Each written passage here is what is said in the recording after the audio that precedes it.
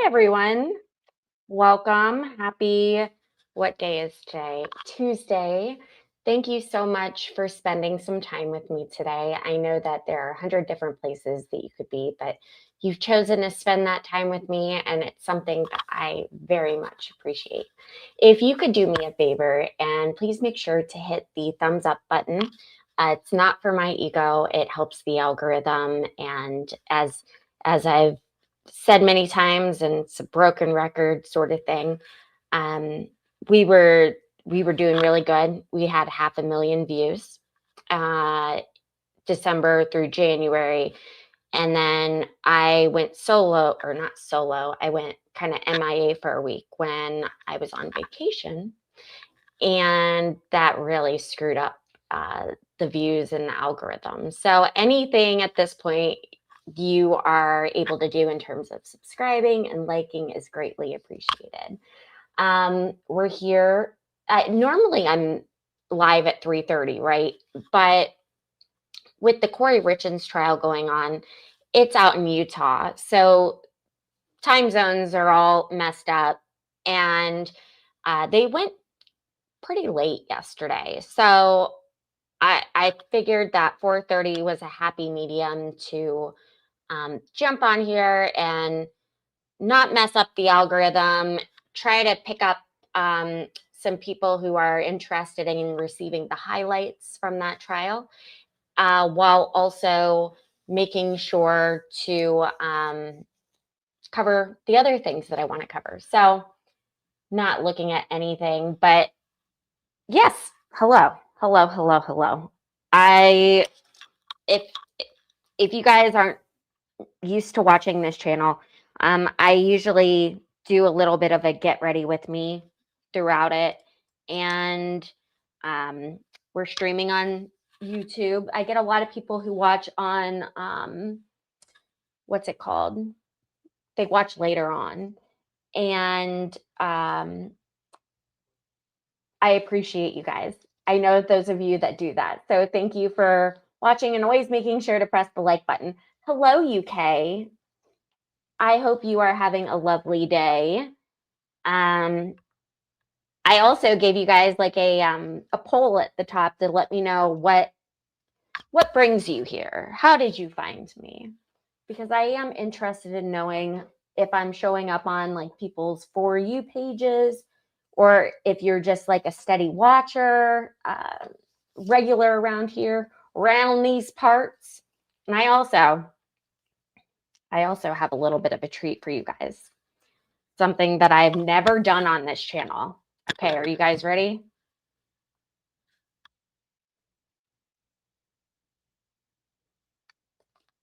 I have potentially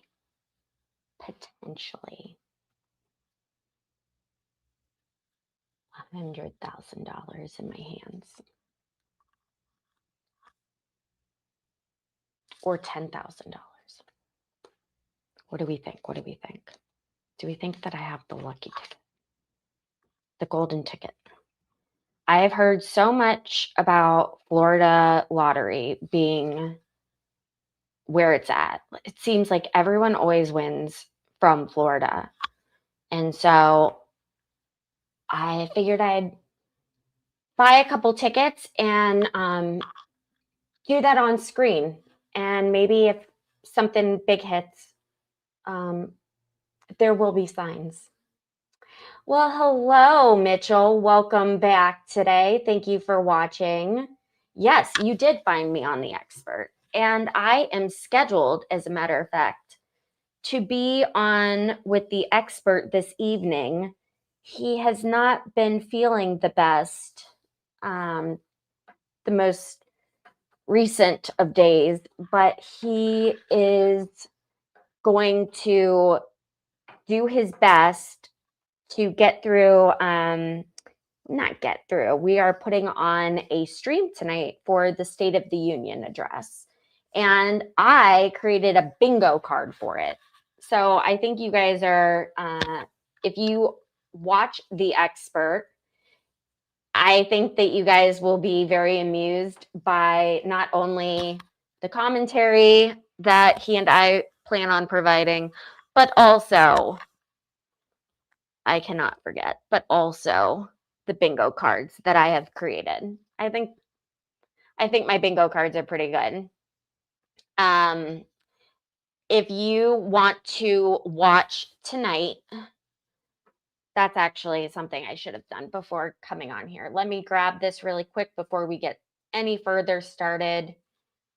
And I will put a link up in the chat for you to click on and get an alert when we go live tonight. What time are we supposed to go live? I know he created this. Yes, at 8:50 p.m. Share. Copy. All right, it's going in the chat box right now. Come watch the expert.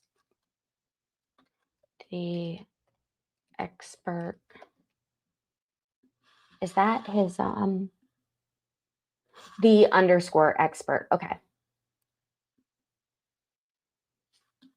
Underscore expert, and I break down State of the Union tonight and play bingo. All right. Okay, here we go. I am showing this to you guys on the screen. Go ahead and click that, set a notification, and it's going to be good. I no doubt believe that it's going to be good. Okay, we lost some viewers because they're clicking it. That's good. I can't wait to see you guys tonight. But yes, that is on the agenda for later on. And then a little birdie told me that there is going to be a very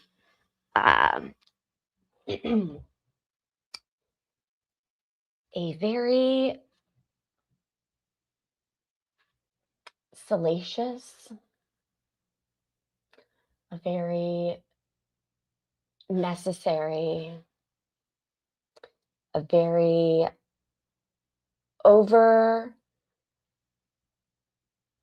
how do I say this? Overdue live stream on a certain creator's channel tonight about a certain awful person. I mean, I don't know. Maybe I'm wrong. But I will definitely be tuning in later tonight for that as well. So we have a lot of YouTube hours going in today. A lot. All right. So kind of what I was going back to earlier. Please make sure to take the poll that I have listed on the screen.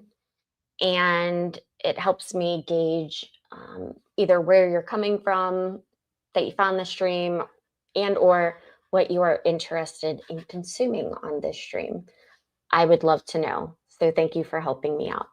With that being said, I have a list of the highlighted moments from the Kouri Richins trial that I would like to share with you guys. So we are going to go ahead.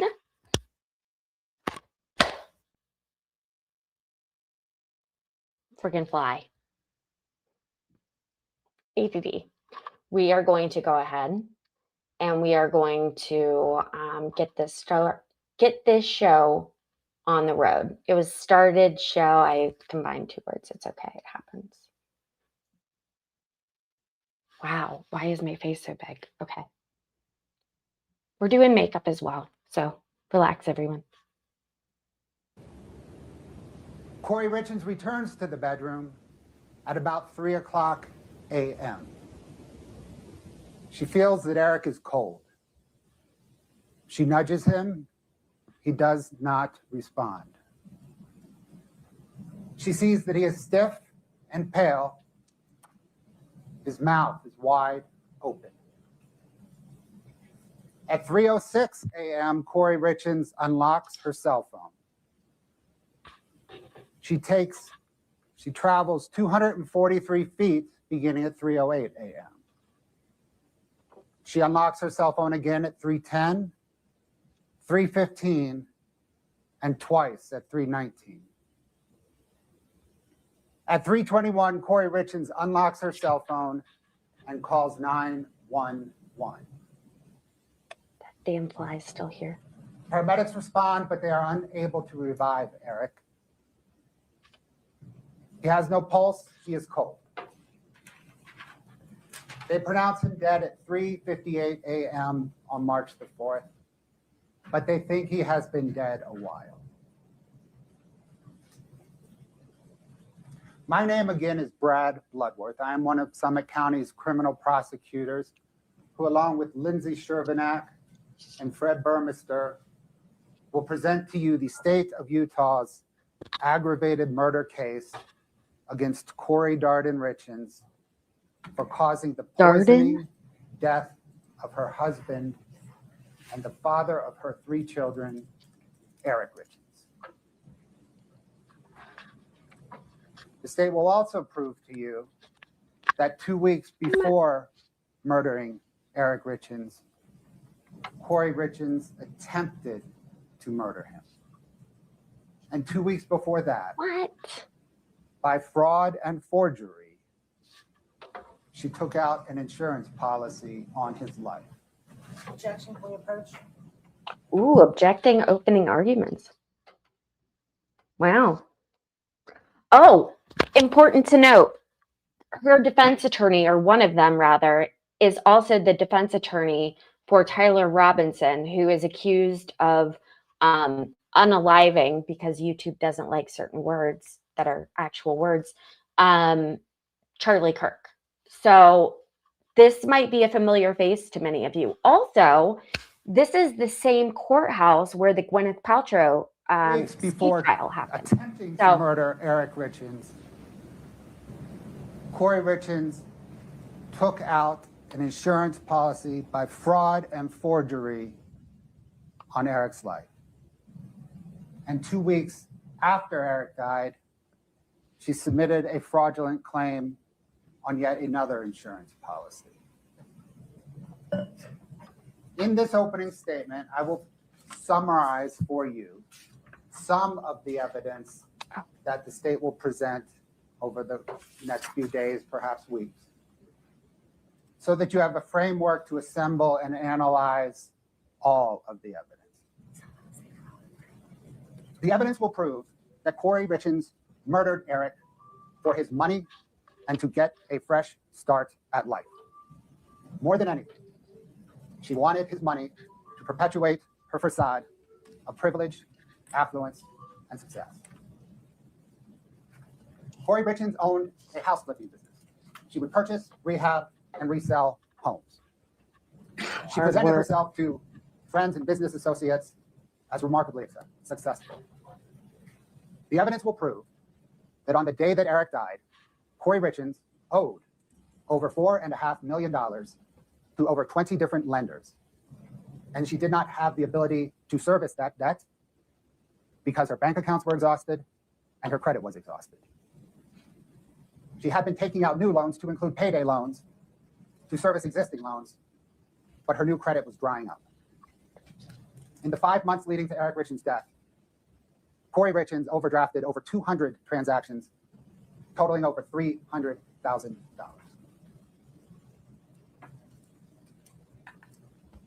And on the day that Eric died, Kouri Richins was scheduled to close on an unfinished and derelict mansion in Midway, and thus take on an additional $3.2 million in debt. She did not have the financial ability to service that debt, to rehab the mansion, or to hold on to it long enough to resell it. This is actually quite common with The house mansion may appear flippers. impressive from a distance, but upon close inspection, it is just a facade. On the other hand, on the day that Eric died, his estate was worth over $4 million. And the evidence will prove that Kouri Richins believed she would inherit it all. She believed that she would inherit Eric's $2 million interest in a stonemasonry business, an interest that a prenuptial agreement prevented her from getting any part of if they divorced, but permitted her to get all of if Eric died while they were married. She believed that she would inherit the $1 million or so home that they lived in, but that Eric owned separate and apart from her.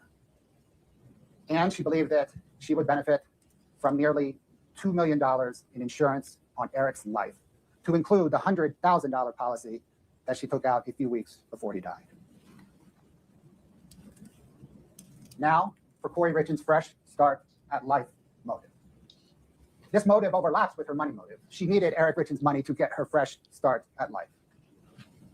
The evidence will prove that Kouri Richins was chronically unhappy in her marriage. She thought that having children would make her happier, but it did not. She consulted with a divorce attorney in the months leading up to Eric's death. And so did he. 3 months before Eric's death, Kouri Richins booked a $4,000, 5-night, all-inclusive vacation for her and her boyfriend, Robert Josh Grossman, at the Secrets St. Martin's Resort and Spa in the Caribbean. They were to check in the month after Eric died. 3 weeks before Eric's death, 15 days before Eric's death, 1 day before the charged attempted murder, Kouri Richins text messaged Josh Grossman, "If I was divorced right now and asked you to marry me tomorrow, you would?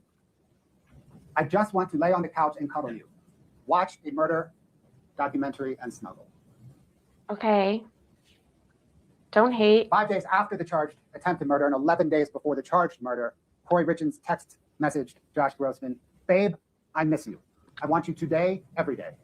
Not just sexually, but physically, mentally, every day when I wake up. I do want a future together. I do want you. Figure life out together. If he could just go away and you could just be here, life would be so perfect. I love you. I don't know what my deal is today. I'm sorry." 9 days after the charged attempted murder, 1 week before the charged murder, Kouri Richins text messaged her boyfriend, "I have a crazy dream. You quit your job. I divorce and come up with millions and millions. We buy Midway and live in the guest house and rent out the huge house as a big event center. $15,000 a day like they charge down the road, maybe $12,000 to stay competitive. And we will just run the event center as our daily job and hang out every day, raise some kids, have a little farm. Deal?"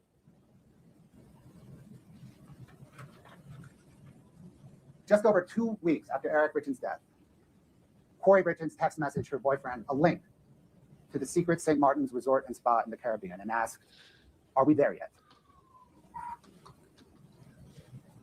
1 month and 5 days after Eric Richins' death, Kouri Richins texted, "I think I want you to be my husband one day." Girl, deal with the one you've already got. Or moving on to another one. Attempted murder charge. Carmen Lauber was a house cleaner who worked for Kouri Richins' aunt's house cleaning company. She cleaned Kouri Richins' house. She knew Kouri Richins for nearly 9 years. Kouri Richins knew that Carmen Lauber had a criminal history involving drugs.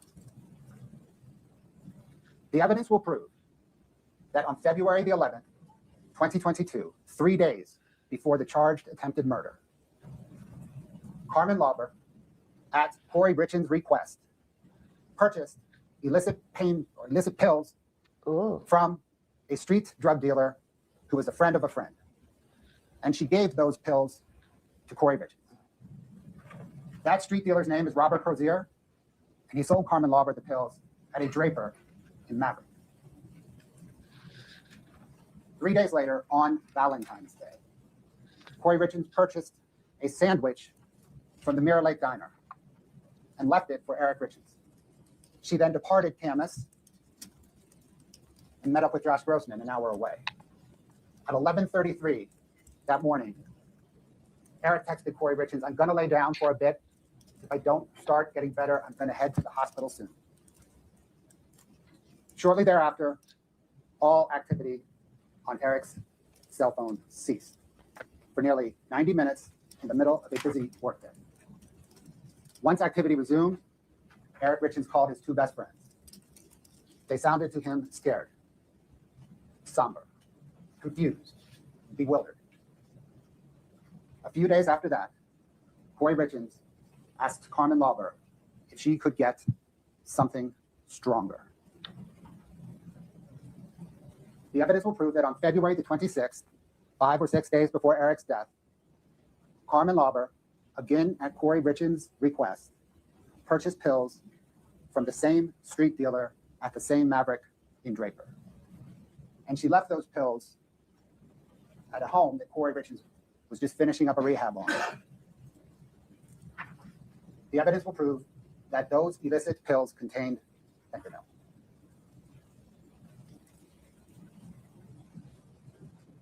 The autopsy and toxicology report shows that Eric Richins died of fentanyl poisoning.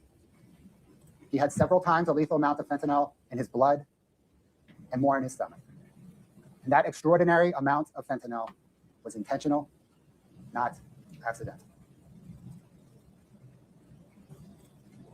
The evidence will prove that time and again, Kouri Richins tried to cover up her attempted murder and ultimate murder of Eric Richins. When confronted with Eric's reaction on Valentine's Day, Kouri Richins text messaged her friend. It was Valentine's Day, and Eric and I were both working from home that day, and I ordered lunch from Mirror Lake. He never broke out in hives or used an EpiPen. I was fucking with him. Bailey was there too. He said the sandwich hurt his stomach, so he was going to nap. No hives, no EpiPen. Kouri Richins was an hour away from Eric Richins with her boyfriend. Regarding the morning of Eric Richins' death, Kouri Richins wrote in a notebook that she entered their room at 3:20 a.m. She saw that when she nudged Eric, nothing happened. She grabbed her phone and called 911. She first grabbed her phone at least 3:06 a.m. and delayed calling 911 at least 15 minutes.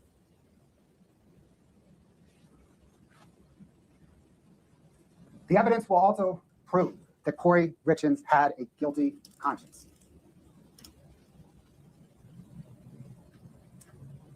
The morning that Eric died, his family came over. Kouri Richins could not face her children or Eric's dad, Eric Richins. She didn't speak to him. A few days after Eric's death, Kouri Richins and her boyfriend, Josh, they drove into the Uintas and talked about Eric's death for the first time. Kouri Richins asked Josh, while serving in Iraq, did you ever kill anyone? I When he mean, responded, she asked, how did that make you feel? trauma is real. It makes people do weird Along the lines of crap. cover up and guilty conscience, Kouri Richins' text messages and other data from Kouri Richins' phone for the 2 months leading up to Eric Richins' death and a week or two after have all been deleted. Police seized that phone. She got a new phone. And on that new phone, there were the following internet searches. Can cops uncover deleted messages iPhone? Can you delete everything off an old iPhone without actually having it? Can deleted text messages be retrieved from an iPhone? How to completely wipe an iPhone clear remotely? How to permanently delete information from an iPhone remotely? I've also looked this up. Sorry, guys, my sniffling. On April the 13th, 2022, about 5 weeks after Eric Richins' death, I'm going to take medicine. detectives informed Kouri Richins that the autopsy and toxicology results show that Eric died of fentanyl poisoning. Thereafter, searches on her phone include if someone is poisoned, what does it go down on the death certificate as? Can cops force you to do a lie detector test?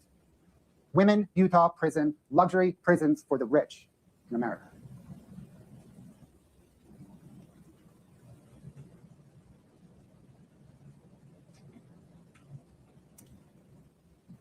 Almost a year after Eric Richins' death, when Kouri Richins knew the police were investigating her for his death, Kouri Richins published a children's book on how to deal with the loss of a parent.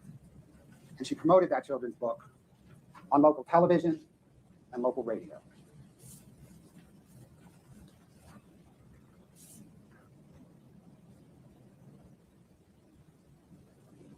The state will present to you this evidence and more through a series of fact witnesses, expert witnesses, documents, and Kouri Richins' own words.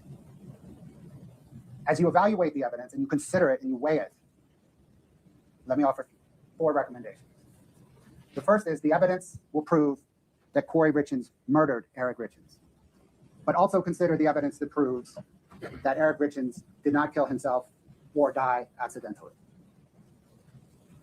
The evidence will prove that Kouri Richins had the means, motive, and opportunity to murder Eric Richins. But please consider the evidence that proves no one else did.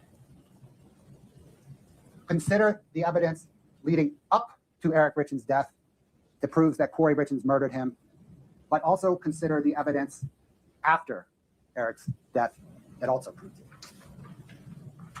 As you evaluate Kouri Richins' conduct, consider the evidence that proves that she richly values and trades on her perceived appearance, affluence, privilege, and success.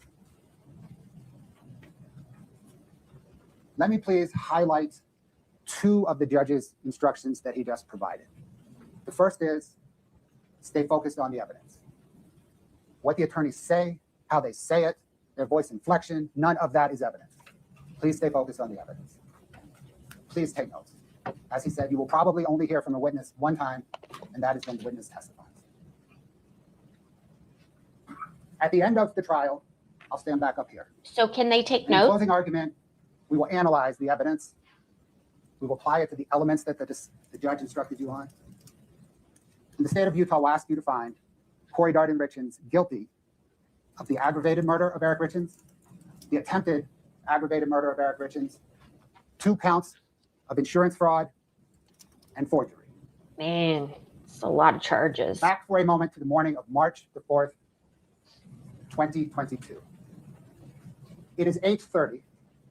Medical examiners place Eric's body in a body bag onto a stretcher, and they wheel him out of his home for the last time. His boys are upstairs with their uncle. Kouri Richins has not yet told them that Eric is dead, and she won't for a few more hours. The last of the sheriff's deputies leave, crime scene techs, medical examiners, and on Kouri Richins' phone, the following 3 images are accessed.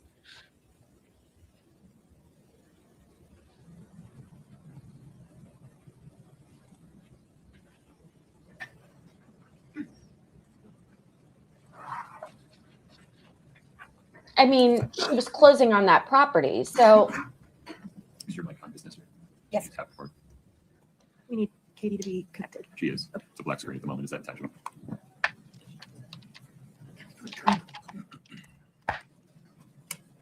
once again, she should look familiar to my regular viewers on here because we've been covering the Tyler Robinson hearings where she has been a prominent figure, to say the least.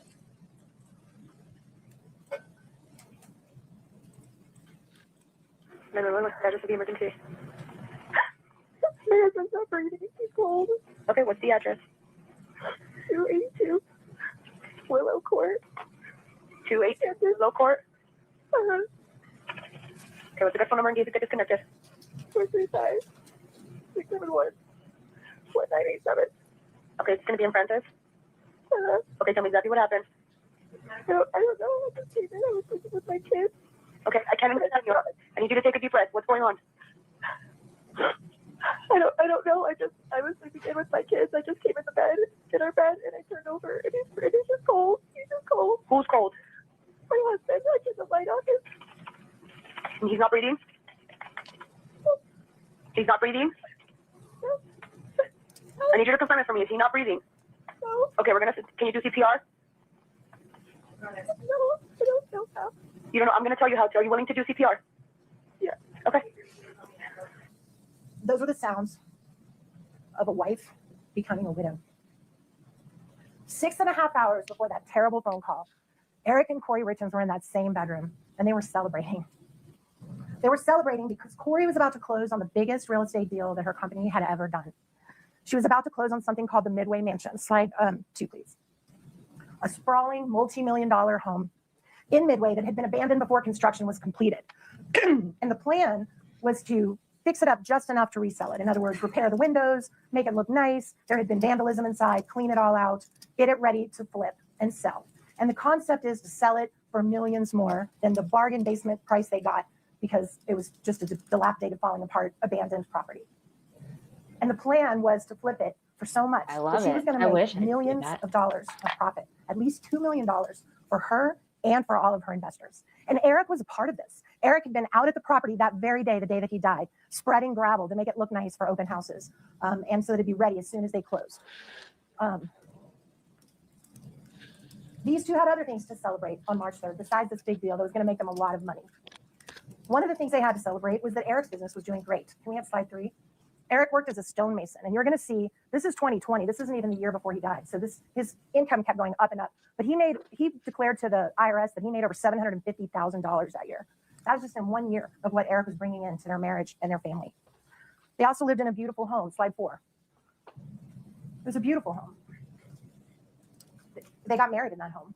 That home was half Kouri's. That's how it works in marriage. You get half of the home as soon as you live in it. They also had a 2-story garage that you can kind of see in that picture a little bit back from the house. And it was filled, slide 5. It was filled with exotic animals. Eric was a huge hunter. He went on trips all over the world. They had the kind of money that they were blessed with. He could travel to Africa and travel to Mexico, which he did 2 weeks before he died. He was in Mexico hunting an exotic sheep, actually.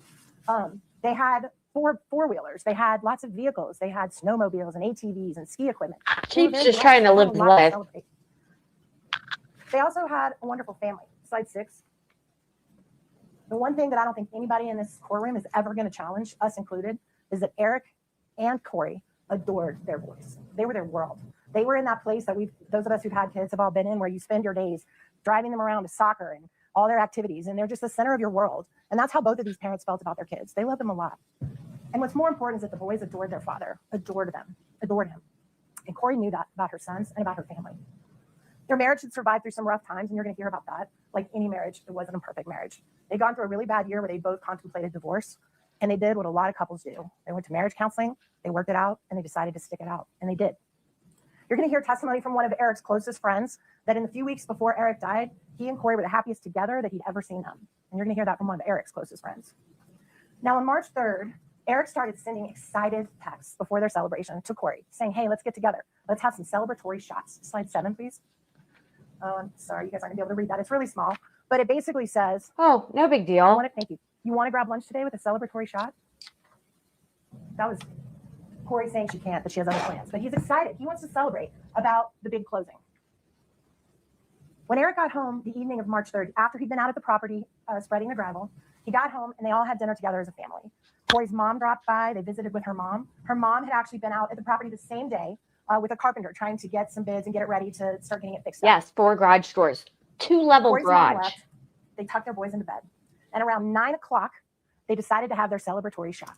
A friend had given them a gift of some of those, I'm sure you guys have seen them, those copper Moscow Mule cups that you make like in breweries and in bars.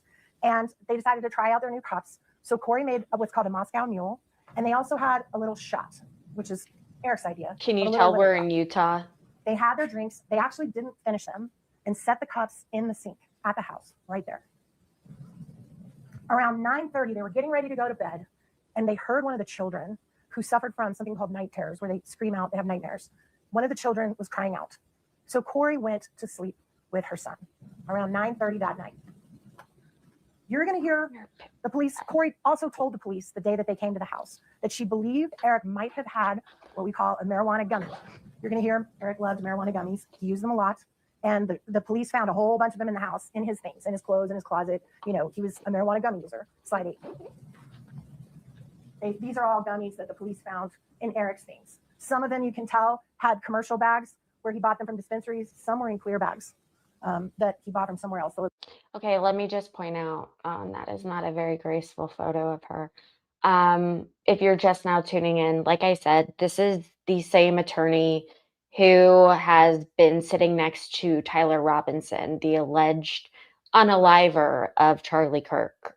And I, after watching her present this opening statement, and I want you guys to watch this with what I'm about to say in mind.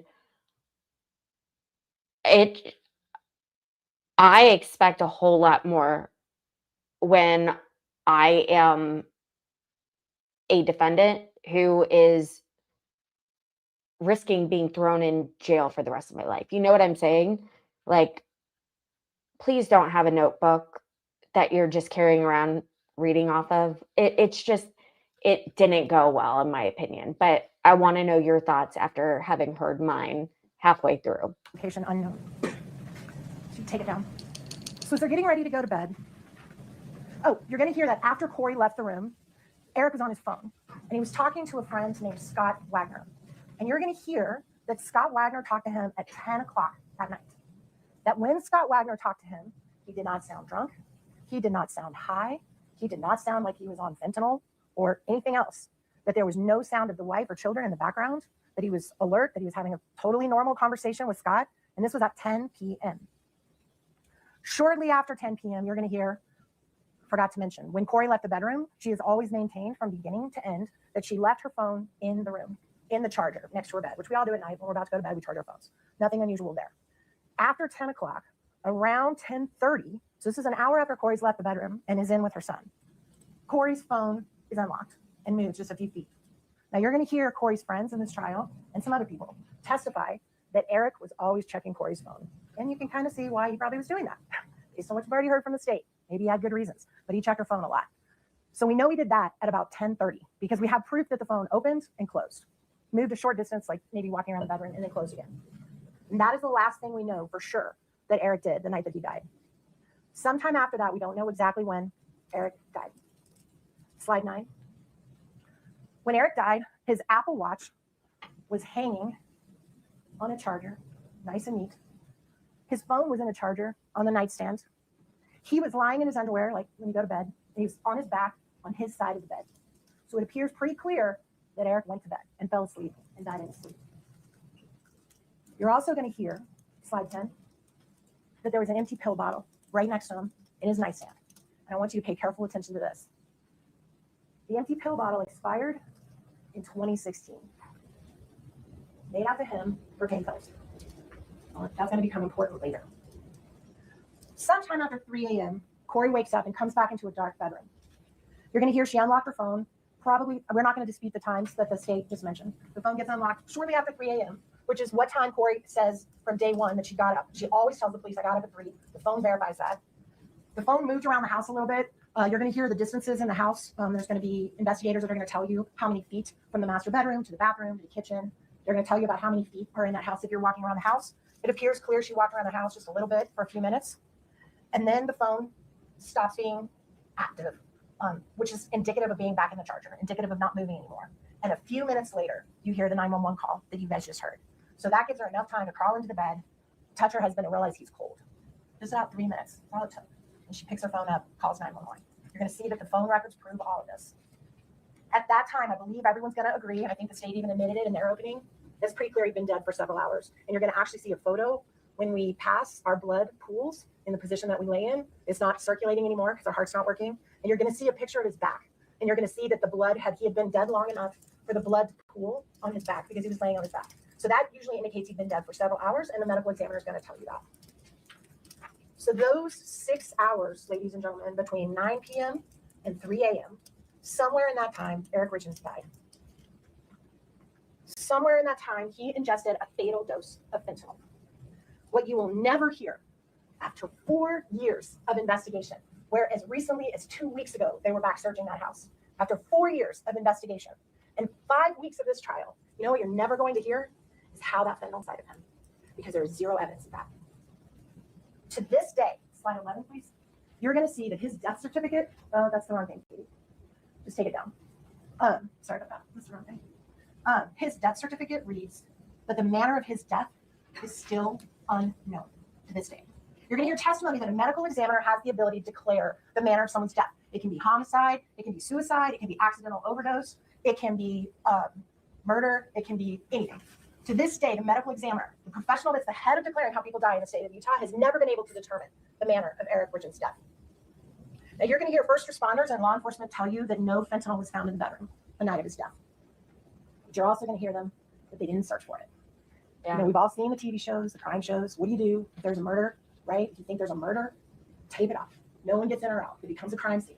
You search everything. You search the closet. You search the bathroom. You search Kinda the like, vehicles. You search the house. You search the office. They didn't do that.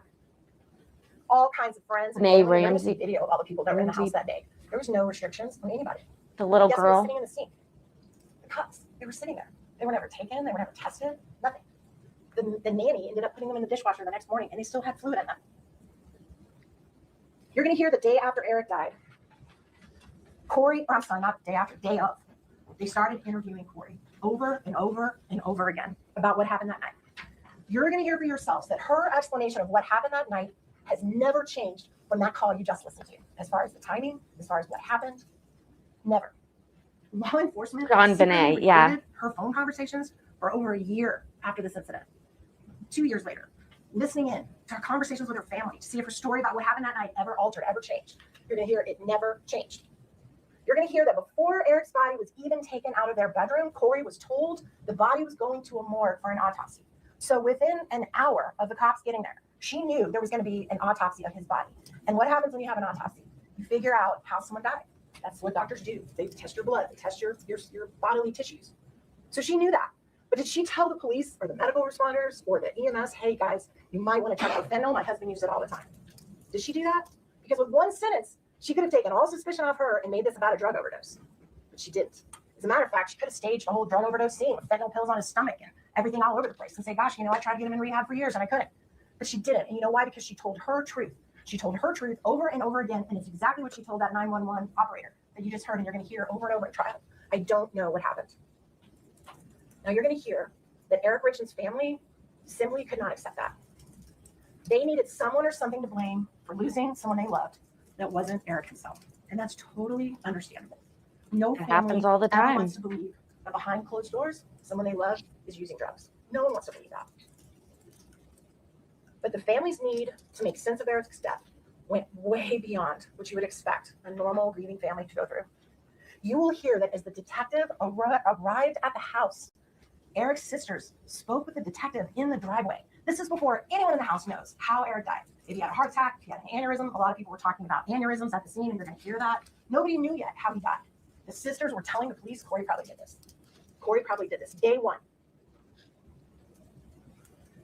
His sister Katie tells the police, and you're going to hear her testify about this, that Kouri had recently found out that Eric had put all their assets in a trust, and that Katie was in charge of the trust. She's going to say, I'm in charge, and that Kouri didn't like that. She told that to the police at the scene. So Kouri already knew before Eric ever died that his assets were protected in a trust and didn't automatically come to her if he died, that there were legal things you had to go through. You're going to hear that it didn't stop there. The Richins family hired a private investigator, and you're going to see how much they paid that private investigator. And it's almost $100,000. And they paid that investigator to spend every waking minute. I'm in the to wrong dig up field, as man. much dirt as he possibly could on Kouri Richins to try to implicate her in Eric's death. Even though the state already had all the evidence from the scene that night that would show what happened in those 6 hours, right? The investigator goes looking for skeletons in the closet. And boy, did he find some. You're going to hear that after an exhaustive private investigation into every single thing about Kouri Richins' life, he uncovered plenty of things that I'm quite sure she's not proud of. She's not a perfect person. She's a flawed person. I would submit we all are. But the prosecutor just turned some of her most intimate, personal correspondence into entertainment with bubbles and slides. And they're going to continue to assassinate her character throughout this trial, so get ready. The judge has instructed you not to prejudge this case and to wait until you hear all of the evidence before you make up your mind. So let me assure you, no marriage is what it appears on the surface. What happens when we close our bedroom door is very private and is not always known by family or friends. And I think you're going to learn a lot about Kouri and Eric's relationship in this trial, and I would ask you to wait before you go rush to judgment like they have about her sexual morality, her personal decisions, about her marriage, and about her family. The prosecution is going to spend days and weeks telling you all about arguments Kouri's had with her husband in years past. Problems in their marriage. Yeah, they had them. Disagreements, infidelities, ups and downs in their marriage. All true. They're also going to tell you all about Kouri's business. They tore it apart. They examined every bank account, every real estate deal she ever did, her taxes, when she made money, when she lost money, if she paid her taxes on time, if she bounced checks, if she borrowed too much, if she didn't borrow enough, if she borrowed wisely, if she was too risky in her business. You're going to hear all of that. None of that has anything to do with those 6 hours, but you're going to sit through it and you're going to listen to all of it. And you're going to hear testimony about her most intimate personal and business affairs going back years before Eric died. The family and the private investigator even became convinced that Kouri had tried to kill Eric before on Valentine's Day, when he had an allergic reaction to a sandwich, drank some Benadryl, may or may not have taken an EpiPen shot, took a 2-hour nap, and then drove his kids to soccer. That's the evidence you're going to hear about Valentine's Day. You're going to hear that he had discussed with Kouri that he was going to drive the kids to soccer. So they're asking you to believe that she secretly put narcotics in her husband's food right before he's going to drive 3 things that matter the most to her in the world to soccer. You're going to hear that Eric that this incident wasn't even a blip to Eric. He had a professional allergy doctor that he saw very shortly after this incident. He never even brought this up. Never even talked about it with his doctor. You're going to hear that he laughed about it with one of Kouri's friends who visited shortly after. He thought it was funny. Interestingly, you're also going to hear that people who use oxycodone or hydrocodone, like that bottle said, also tend to have allergic reactions. They can have very similar symptoms if you use pain pills to the symptoms described of what Eric experienced on Valentine's Day. Here's what you're not going to see in this trial. You're not going to see one single bit of evidence showing what was in that sandwich, if he went to a doctor, if he did any tests run, because he didn't. No evidence at all. Now, the family's investigator regularly updated law enforcement on his investigation. He sent them everything he found. He sent them witnesses to interview. He sent them interviews he did of the witnesses first.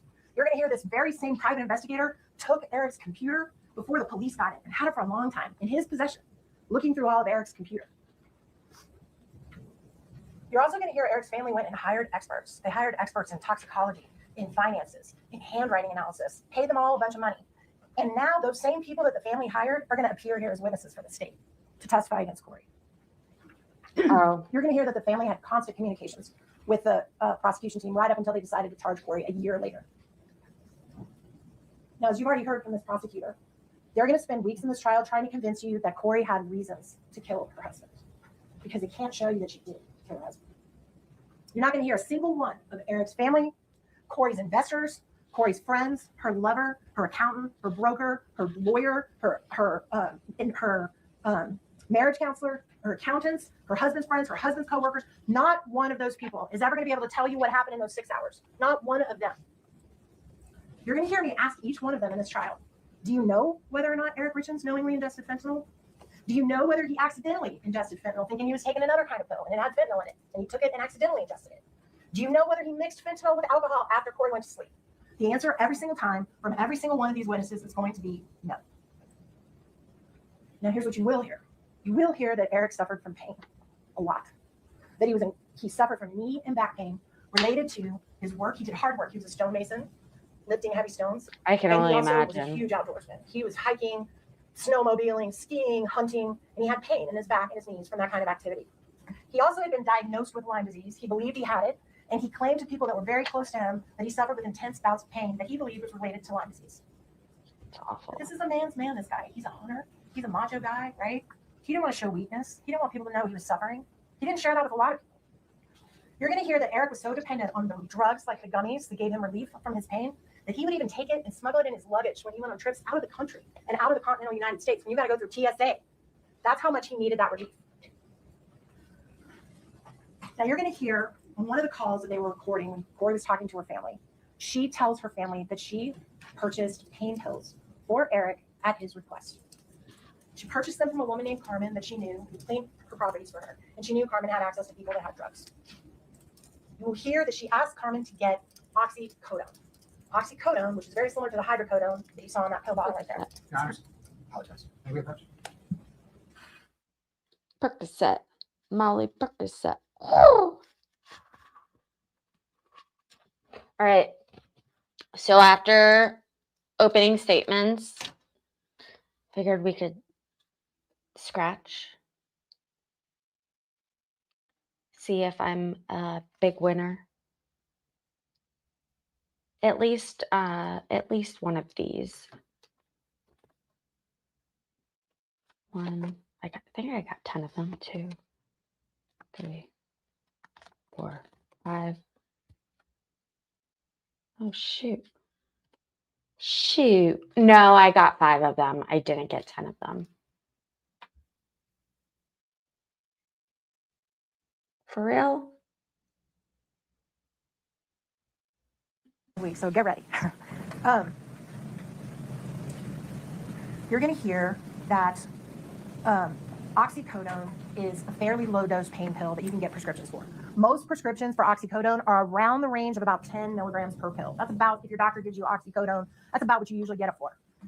If you want stronger oxycodone, like up to 30 milligrams, you generally either have to have a special prescription from a doctor, or you're going to hear that you can get it on the street, right? And the state has talked about this gentleman, Robert Crozier. Robert Crozier sold higher strength oxys, up to 30 milligrams. He's going to testify that back in 2022, before Eric died, that's all he sold was oxy, that he didn't sell fentanyl at that time. It hadn't really got into the country yet, like it is now, right, where it's everywhere. It hadn't really happened yet. Please make He sure to was like selling the stream, oxy, and guys. he sold Thank a you. stronger dose.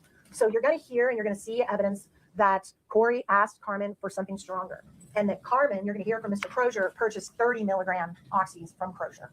Crozier's going to say that is what he sold Carmen Lauber, was 30 milligram oxy pills. You're also going to hear that in Eric's autopsy, there's no oxy in his system. So the pills that were purchased by Carmen Lauber could not have been the cause of Eric's death. The fentanyl had to come from somewhere else. You're going to hear Carmen testify now that Kouri asked her for fentanyl. But what you're going to hear is that that was not Carmen's original story. That when Carmen was originally interviewed, she said no mention of fentanyl. It was all about oxy. There was no fentanyl. Carmen talks like she doesn't even know what fentanyl is, right? Guess when she changes her testimony? She changes her testimony when the police say, hey, you know what? We caught you. We caught you with drugs. We caught you with guns. And if you don't say what we want you to say, you're going to jail for a really, really long time, federal and state. But we're going to give you a ticket. We're going to give you a free ticket to get out of all the trouble you're in. But you got to say Kouri said fentanyl. And she changes her story. You're going to get to evaluate her credibility and what you think of her. You're going to hear that just a few weeks before Eric died, guess where he was? Mexico. Guess where the fentanyl comes from into this country from? Mexico. Now, after you've listened to all the evidence in this case, after you've looked at all the exhibits, you're going to be asked to determine what happened in that 6 hours. Not the 3 years before, not the 2 years before, not the 1 year before, in those 6 hours. You're going to have to decide if Kouri Richins intentionally and knowingly poisoned secretly her husband, ending the life of the father of her kids, knowing that she was going to cause those little boys to feel pain every day for the rest of their life, for the loss of their father, and that she did it for money, and that she did it for money that was less than what she was about to make on one of her own deals, for way less than what Eric Richins would have earned over the next 2 years, 3 years, 4 years. Way less than you knew she was guaranteed to get, because she knew about the existence of the trust. She knew there's no guarantee on the assets or the home, right? Finally, you're going to be asked to determine whether or not the sandwich incident was an attempt to commit a murder. That's going to be an easy one for you. You're going to be asked to whether she lied to the life insurance companies. And I presume the state's going to argue that the lie was that she didn't cause his death. Because if you cause someone's death, you can't get the life insurance. So I guess that's what they're saying the fraud is. And then there's a little flyer that she got in the mail, that we've all gotten in the mail, that if you're a credit union member, about once or twice a year, you get this little thing in the mail that says, hey, we'll give you $100,000 free life insurance. Just sign here because we are so glad you're a credit union member. And so she signed that a little while before Eric died for $100,000. $100,000. That's Eric Richins made that in 2 months, right? 3 months. And they're saying she forged his name on that little flyer when she mailed it in. In order to prove that, they have to prove that Eric didn't allow her to do it. Now, I'm telling you right now, wives everywhere sign their husband's names on a lot of things. You've got to find that she did it without his knowledge. And I don't know how they're going to prove that. Now, there is one piece of good news as you evaluate this evidence and the facts in this case. There is some good news for you. There are going to be a lot of facts that we actually agree on that we're not even going to challenge. We'll just be like, yeah, that happened. Hopefully that's going to help the case move a little faster for you guys. But interestingly, even though we're not going to dispute the facts, we're sure going to dispute what the facts mean. Sometimes you can look at the same facts and see two very different results. Let me show you what I mean. Katie, can you put up slide 12?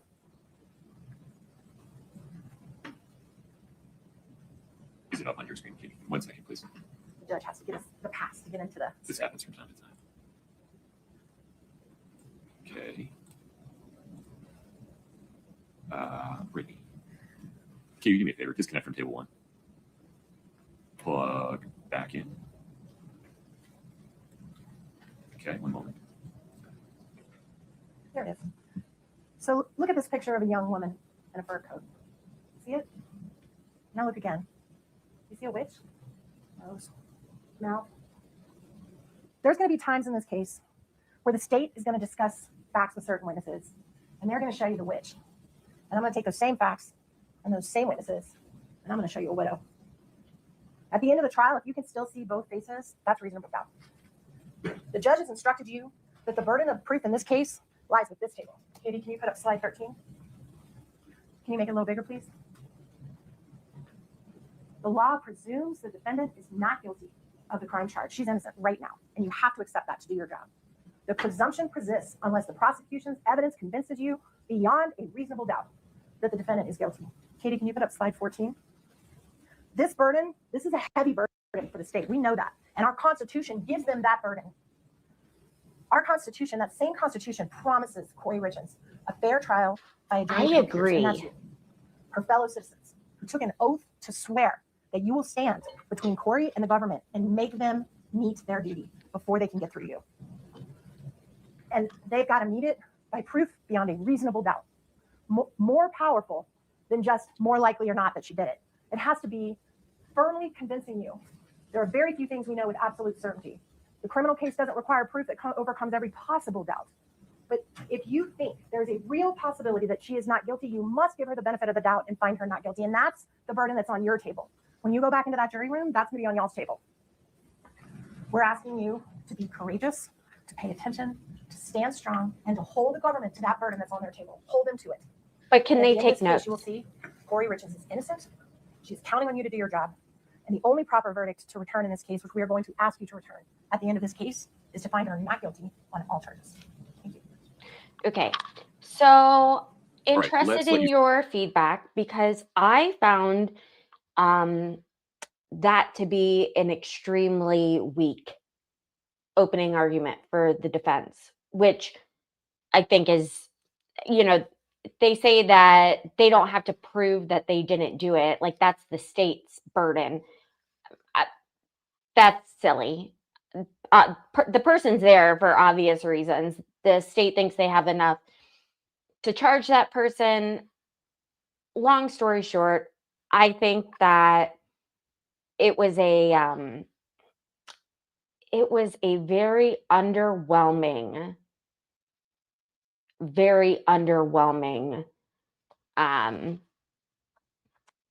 opening argument for the defense. And if Tyler Robinson was watching, I think I'd seriously be concerned about my legal counsel right now, because taking up a notebook, like Alan Jackson didn't need to do that. You could tell he had prepared and rehearsed, and he had spent all his time getting to know the facts surrounding the Karen Reed trial. I don't know. And then one of the people commented that fentanyl wasn't even a thing back in 2022. I agree. It was a thing. And for the defense attorney to say otherwise is just bonkers. Like, some people have gotten to the point that they don't even do heroin anymore. They're just like doing fentanyl. So I mean, maybe it's because it's Utah. The people in Utah just live in a completely different, how do I say this? They live in a completely different reality than the rest of us. I don't know, but open to hearing what you guys thought. And then I wanted to show you the body cam. So let me go back. There were a few witnesses, including the dad of the deceased and his sister. His sister was very emotional, which I remember from the 2020 or the 48 hours, it was 48 hours special that I watched on this. It was, the family was very angry at her. So it just got weird. After the sister testified, her husband, so Eric's brother-in-law, began to testify. And, like, I'm going to be real with you guys. Mormons have they have a kind of like a secrecy surrounding them.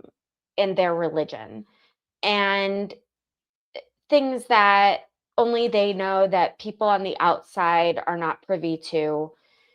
And he definitely approached his testimony as a witness as like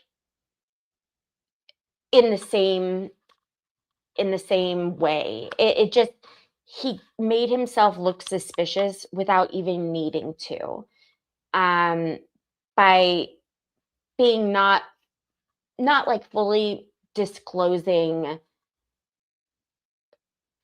the questions that he was being asked by the defense. It was really trippy, and I think he probably, to the jurors, I think he probably came off looking like a little smug and a little arrogant.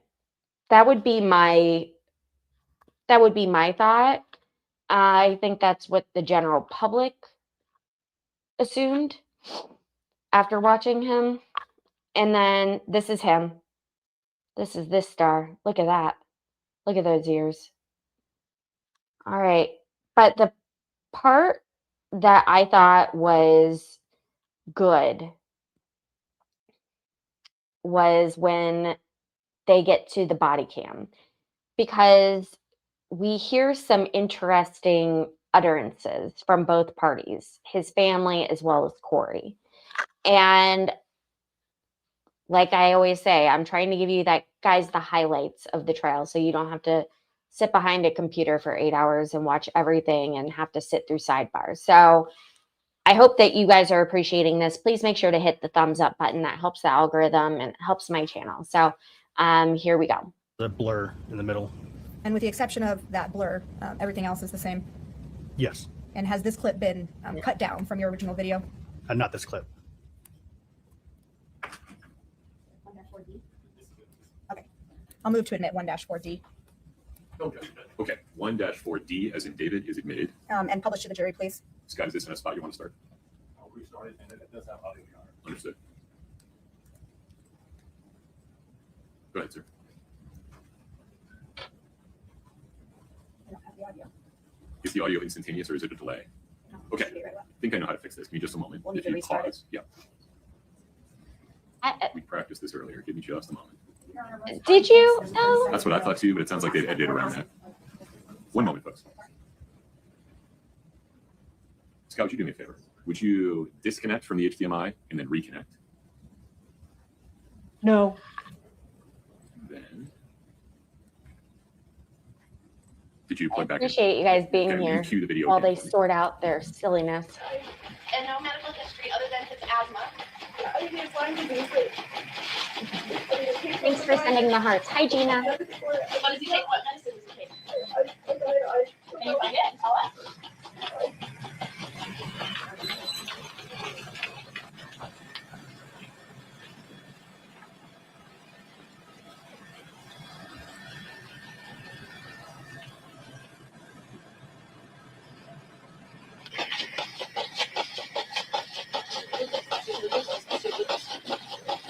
Those of you who don't know, this is a Lucas machine.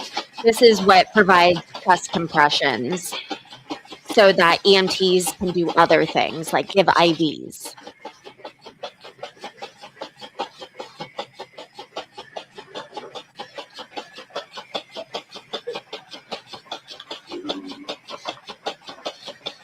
Good. Yeah. Hey guys, I know downtime. These are the supports we got here. He's had 2 Eppies of Narcan. One Narcan blood sugar is 458. That's a really high blood sugar. No history. Chest pain when he went to bed. What's your first name? What's your first name? Yeah, let's let them do their work in there. So what happened today?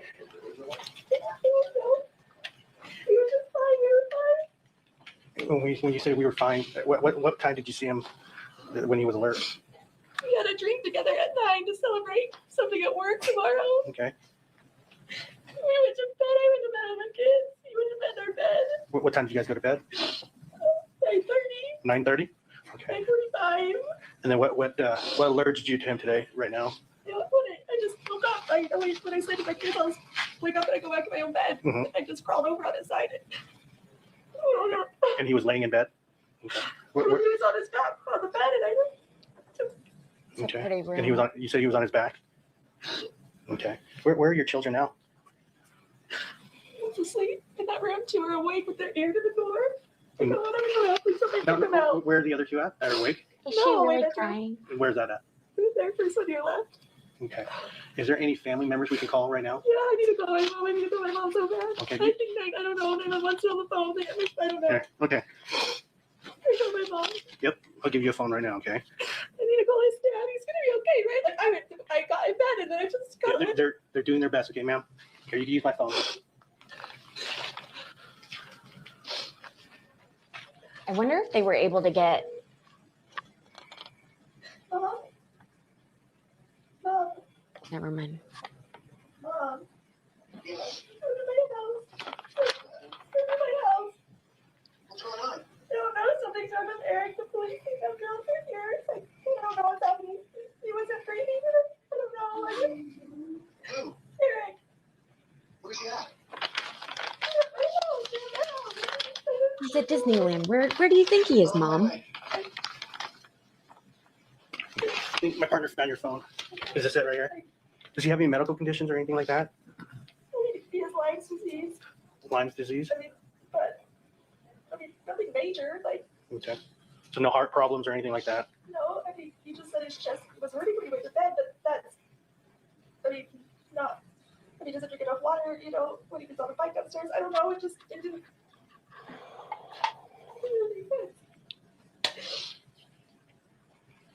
And then he just said he was really tired because he got his allergy shots yesterday morning. Okay. With my son, they so much, I don't. And then when did you discover him? What time? I got my phone. Maybe Hit the like button, please. Thanks. About 3. Did you immediately call the 911? Yeah, well, I got up and as soon as I turned over, it was cold. Mhm. I just felt like something was wrong, but I just put a blanket on it because I just thought it was really cold. So and then I sat there for a minute and I just didn't feel like breathing or anything. And so I just went on. Okay. And he just felt so heavy. Mm-hmm. Any COVID or anything like that? We all just got over COVID. Okay. And And when was that? a couple weeks ago. Okay, so not recently. Well, he just had a negative test. So I was the last positive, and then he had it. So his last negative test was a week ago. Okay. Bet Man, the what's your name? cop wishes he had rubber gloves on Sorry, now. It's Kouri. With a C? Kouri.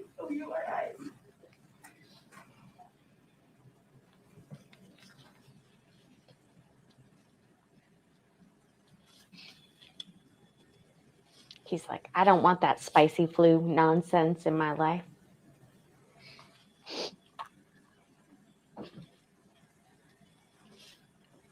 I found a new straw. It's not blue. It's pink.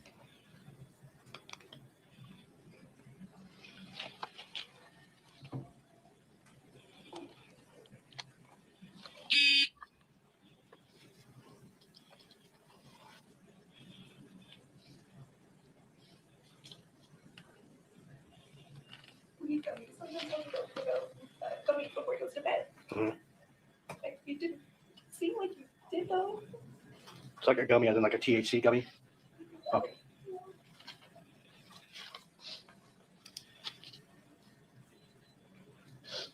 And who is his primary care physician? Why? Who? Herb, I believe. How do you spell it? How's P-L-E-Y. Lepley? No, it was just dirty. Needs to go in the dishwasher. When was that?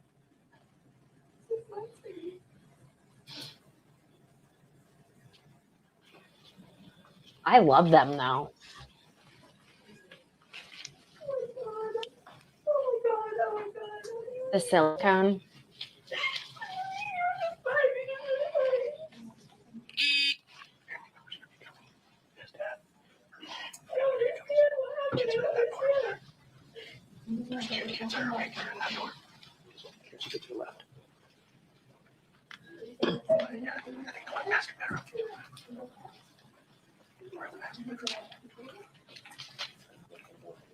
Basically, she said, went to bed at 9:30. She's left with the kids. Then she goes to bed. She went to bed. And around 3 o'clock, we get her bed. He's heavy. He has Lyme disease. He got an allergy shot yesterday. He might have taken a gummy. THC gummy last night. So, other than that, just Lyme disease. Weed is illegal in Utah, by the way. I don't know. Probably no colors.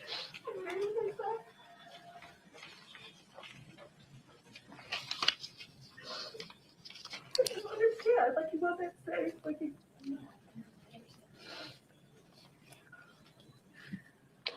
I think that's why they're making like, I don't want to say they're making a big deal out of it, but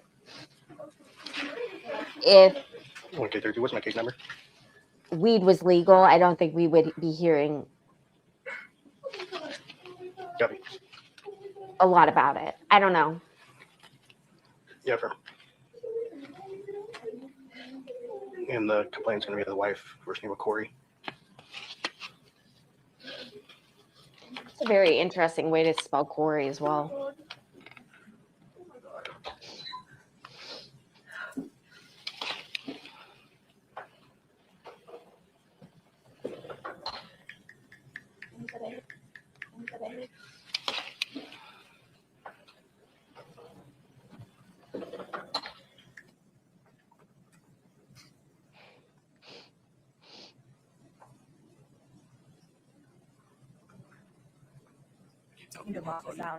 Scott, pause there for a minute. Thank you, sir. Scott, don't change anything for a minute, please. Yeah, don't change anything for a moment. Let me see if I can fix this from my end. She's beautiful. Like, she might be our prettiest Scott, can you go back 5 or 10 seconds and test something? defendant yet on my channel. What do you guys think? We've had Kaylee, or I'm not Casey Anthony, Jody Arias. We're just waiting for our Emmy, Omi, and our detective to show. I don't know if we had an aneurysm or something with all the blood. That's, I mean, there's a lot of blood for no reason. Where'd you first on today? We were second. The fire guy was here before. And the rest Is there of with the blood? men. Really? A little bit coming out as soon as we start doing compressions with the lupus. He's definitely the prettiest. I don't know. No pulse or anything? No, he was cold. I think he was not a long time, but he's been down a minute. He was asexually the whole time. So. Okay. All right. Yeah, when blood starts to come out of the nose during compressions, that's not really a good Yeah, sign. that's what she was That's what saying. she said. And then the hydrocodone, I think there was hydrocodone or something. It was 96 or something. 2016. 2016, yeah. Pretty old. Did you take that? We don't know. It was sitting there though. It's in the drawing tab. And something. It What is. did you say? Is that it? Are you taking for Lyme disease? Yeah. Started to the bed. It's in this. Filled in 2016. Yeah, that one. It's under his name. You're such a smooth, sweet talker. Is it interesting? Oh, okay. Okay. That's empty, right? Thank you. Maybe we gave him more hand. That one. My face Then legit you got rise- red you though. rise on the floor, right? Yeah, she had pulled me off the floor. Kouri? I'm gonna need to ask you some questions real quick, okay? Has he ever been in the military? No. No? Does he use tobacco? No. No? And what does he do for a living? He owns a stone basic company. Hey, why did they ask about the military? And then when you anyone discovered know? him, was he on the bed? Yes. He's just laying on his side like normal. Okay. I just thought he was cold. Just it was cold in there, so I put the blanket on him. Yeah. But his body just felt like heavy, and And which way was he facing? Was he facing towards, he was just up, just facing up. oh, so he's laying on his back? Just laying on his Okay. back. And then did you pull him to the ground? Yeah, that's what the lady on the phone told me to do, Okay. was to take the sheet and pull the sheet Okay. to the ground so I could do CPR. Okay. What's his highest level of education? It's a bachelor's degree. Okay. My husband's active. He didn't just die in his sleep. This is insane. Well, when Any, he wasn't mental on health trial. issues? He's No, way okay. prettier than How about Wendy. any, Come on. Any suicidal history? No? Never. Okay. No. Look at the Papa Dory. Papa Dory wants Has he been to seen by a help. doctor in the last 30 days? No. Okay. Has any prescriptions in the last 30 days? No. Has he had a history of falling or anything? No. I do. Any history of prescription abuse? No. I mean, when he was in high school and stuff, yeah. I just Okay. fall. Girls, I think.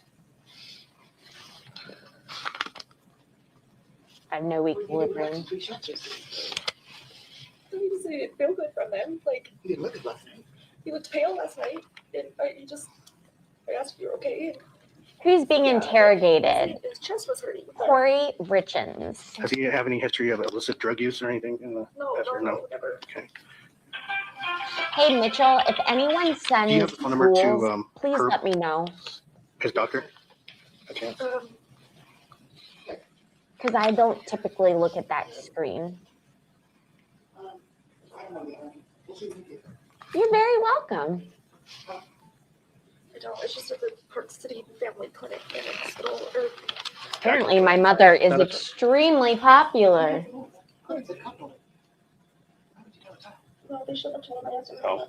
They all know, they told me. How do they know? The people Carter told me, God told me. What they told him? We were in there. want any. Oh, we were maybe fired they from. know? Maybe they- yeah. Oh my freaking God. Oh my God. Oh my God. Oh my God. Oh.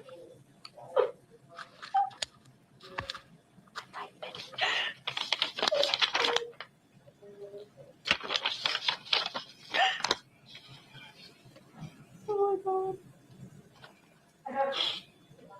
God, that number just kept ringing this morning and I thought, Yeah, because we couldn't find her phone.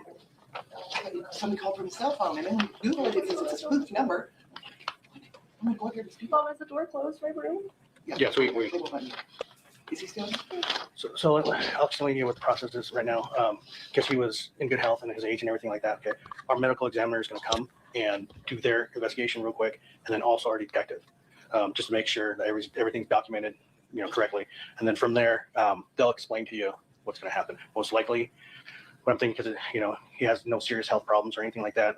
His age, most likely they're going to take his body to the Oh my God. medical examiner's office just to make sure that there wasn't anything else. All right. Do you have any questions for me right now? No, he had allergy shots yesterday. Yeah, and that's what she was saying. Last night, when I was here. What kind of allergy shots? He gets weekly shots. He's, Hey man, it's boy, get weekly shots. That would be such a pain to go Like get. seasonal allergies? Yeah. Okay. And where was that? At Park City. Park City. Family Medical No, Jenny Ranch, Granger Medical. Granger? Okay. Oh my God.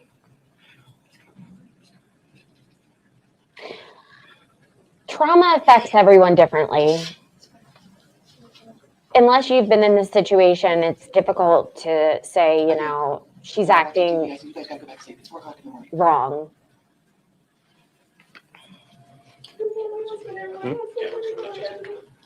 Cam? Yeah. Need to go up there and decide what to get the. I've been in a really traumatic situation. Yep.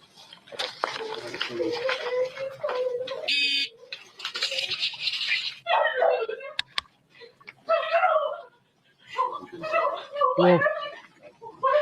We don't know, we went to bed. Please, here, he's gonna help. Where am I, please? Kids are in This is worse, my brother. the. We had a crazier reaction. Corey? I don't think we can say that there's There's a lot of traffic. a wrong way to act. That's what I'm trying to get at.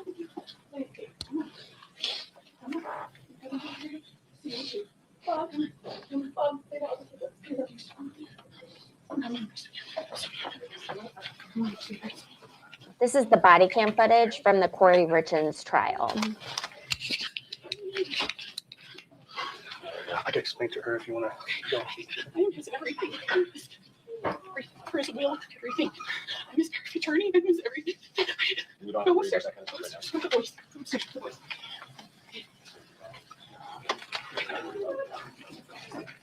Hey guys, don't forget to No, like. it's natural, okay? Take a deep breath. Take a deep breath. Ma'am.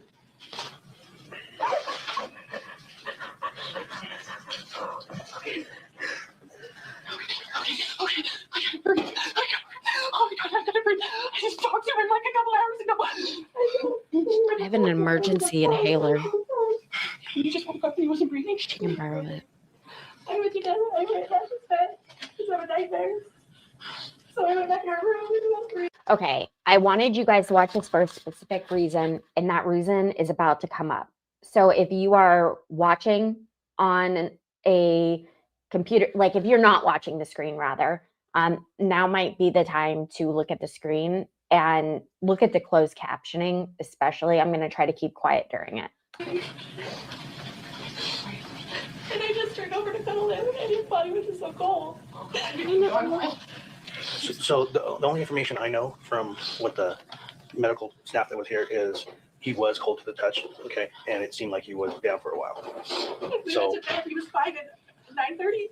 I mean, that's when I went to the bedroom with Ashton. I mean, so unless he went, like, I didn't hear anything. He didn't yell. He didn't say anything was wrong. Nothing happened. Like, nothing happened. Oh my God, this is not real. Nothing happened. Nothing happened. I didn't hear anything. I'm right across the room. Like, he was in pain, but I didn't yell. She didn't hear anything.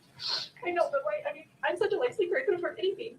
I just couldn't have heard anything. And he just said, Kouri. I'm like, I don't.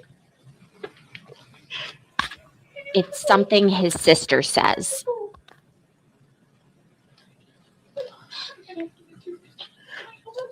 Alex, welcome.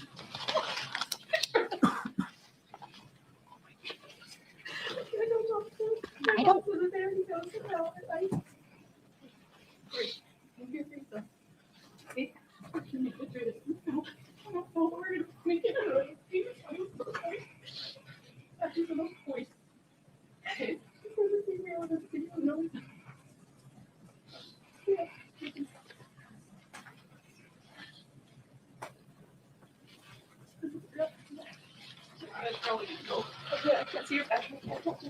In case you missed it, that was the sister saying supportive things to Kouri, like, we are going to have your back, Kouri. You're going to get through this. You got to think about those boys upstairs. This is the same sister that spent, I don't know, a minimum of 2 hours on the stand yesterday, providing a whole lot of opinions on thinking that Kouri was guilty based on what she was wearing. She thought that her pajamas were too matchy-matchy, and her hair was done, and that her brother never ate CBD gummies or weed gummies, or it was weird that Kouri had her hands moving a certain way. I don't know. I get that things change, and with time you receive more information, et cetera, et cetera, et cetera. But I think that oftentimes we have to reflect on how we felt when a traumatic situation did happen. There was a reason why she supported Kouri.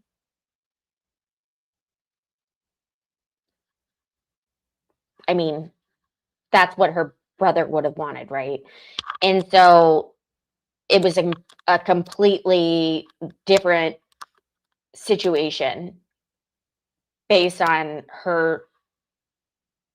what she said yesterday in the trial. So apparently she was quite suspicious of her for some time. The family is LDS. Yes, they were. They found their 2 missionary journals in there. So of course they're not going to believe it. Believe that Eric ever took gummies or drank alcohol. I can totally see that. I just family doesn't like Karen Reed or Kouri Richins. Oh my God. I can't be the only person that has made that mistake. So of course they're going to be judging everything.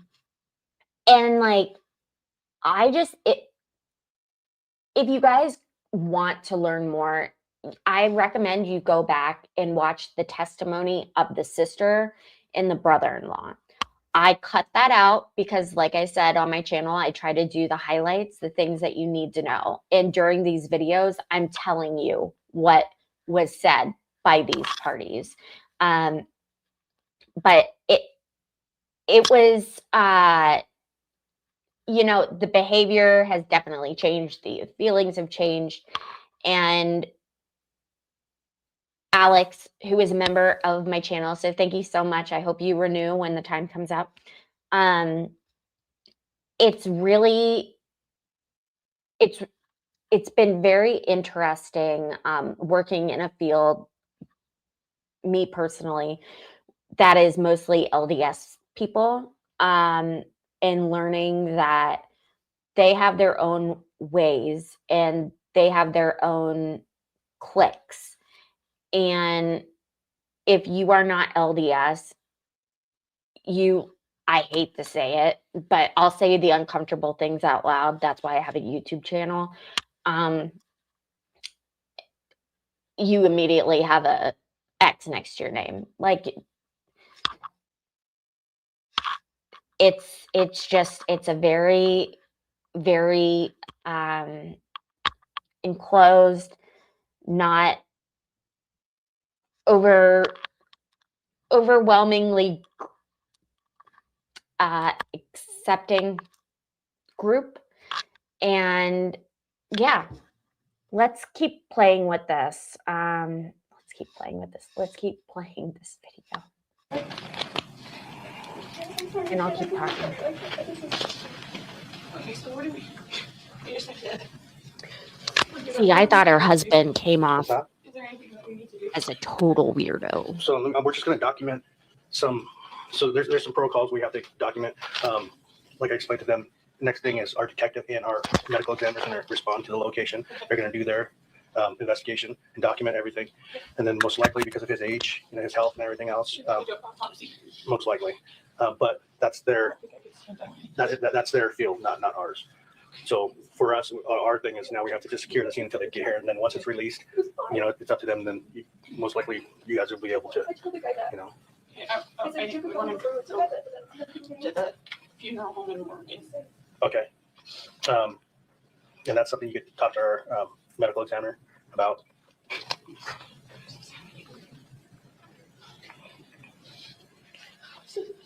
I mean, they take some time.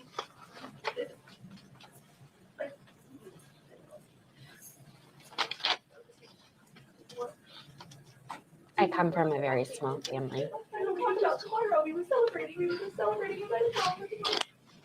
For what?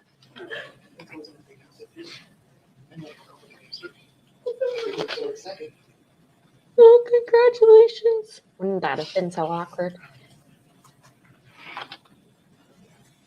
I don't know. To say that her clothes were too matchy, like matchy, like that's pretty hardcore judging, right? You're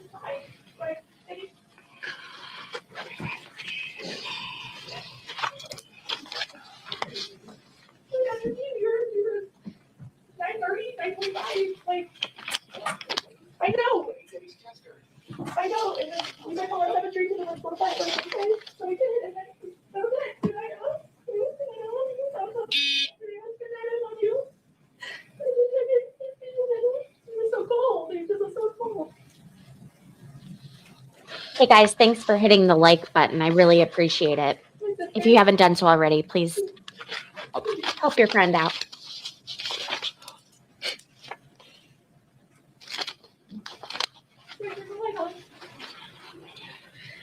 Is there any like animals that sleep in the bedroom? with them? Wow. Yeah, my dog. The dog on the bed with them. One went missing?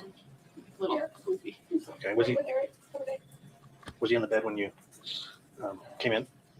Was he on the bed? No, he wasn't in there. I did. Okay.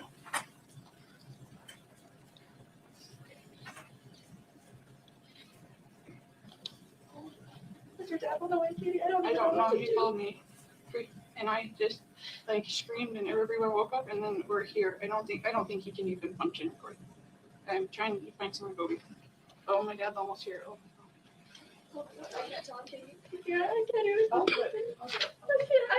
It's fine. He was fine. Hold it. My sister's almost here.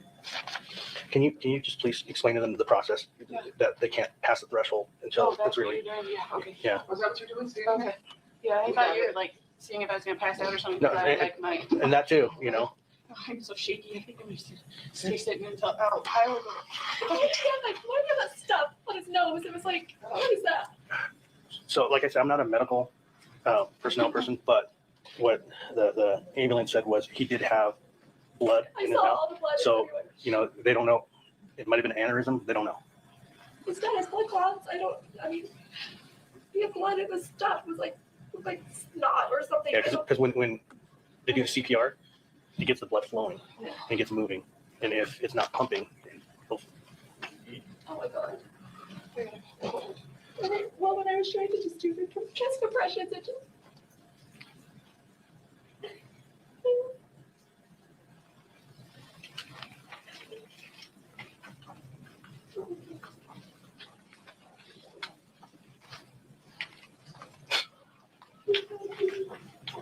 so Kouri, does he have any other medications except for that? Where would he keep his medication? Our house, not for that. Our house cleaner just cleaned. Wow. I can't find where she put anything. But he doesn't take his Lyme disease doctor just is weaning him off of his Lyme disease medication, so he's just taking vitamins for that. We gave him something like for the pain because it causes him it just burns his body, so he has pain medicine. And Is it that green bottle? I wonder if I don't know. I wonder if I That was came what got across in his your bag, but screen he just because of St. George, Scratch if he just went House. to St. George. I would assume that, but it looked old to me.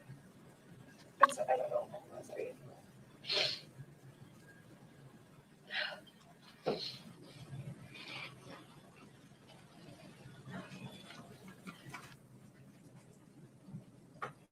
I can only imagine how much it would cost. So if Deputy we Wynn, I want had to show you a an- couple other exhibits. They'll pop up on your screen there and we'll kind of move through them. So first we'll do exhibit 1-4S1.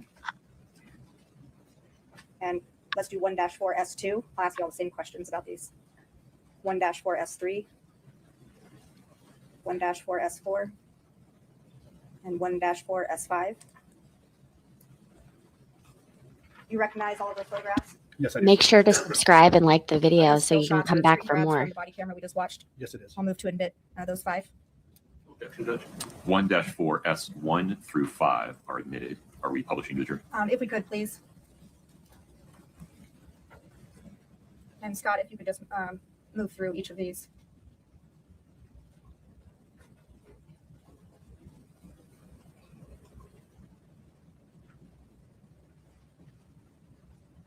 I think like at Now, if we could bring up exhibit 2-41 a for the maximum witness. on a holiday, my family might have had Do you like recognize 20 what kind of people. document this is? Yes, I do. What is it? The voluntary written statement that we provide. And whose name and signature is at the bottom? Miss Kouri Richins. Okay, I'll move to admit exhibit 2-41. Okay. 241 is admitted. And if you could publish that, please. And maybe zoom in on the text for a moment. It's a little small.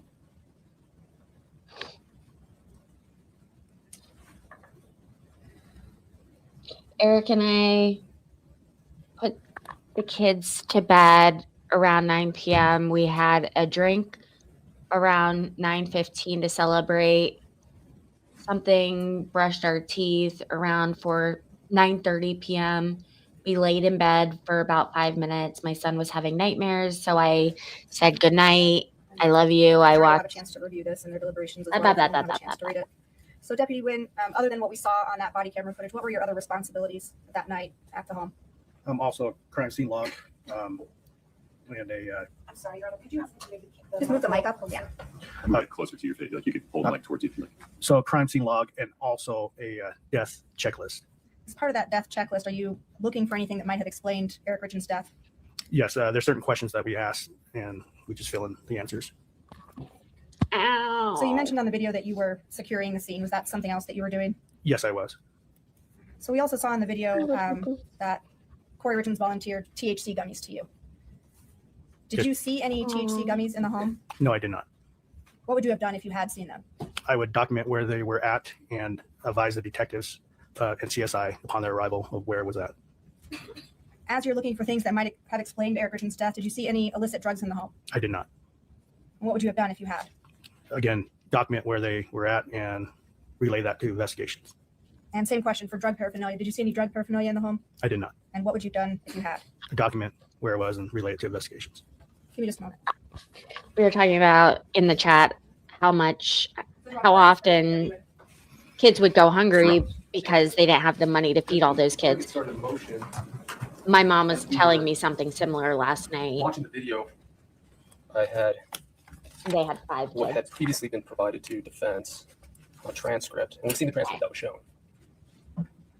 So I actually have this on my list of things I want to show you guys because the veracity and the absolute slaying that this defense attorney is able to accomplish during the next 30-ish minutes or so is wild. He is someone to keep an eye out on. Like, I was very impressed with his ability to cross-examine this witness. So let me know what you guys think.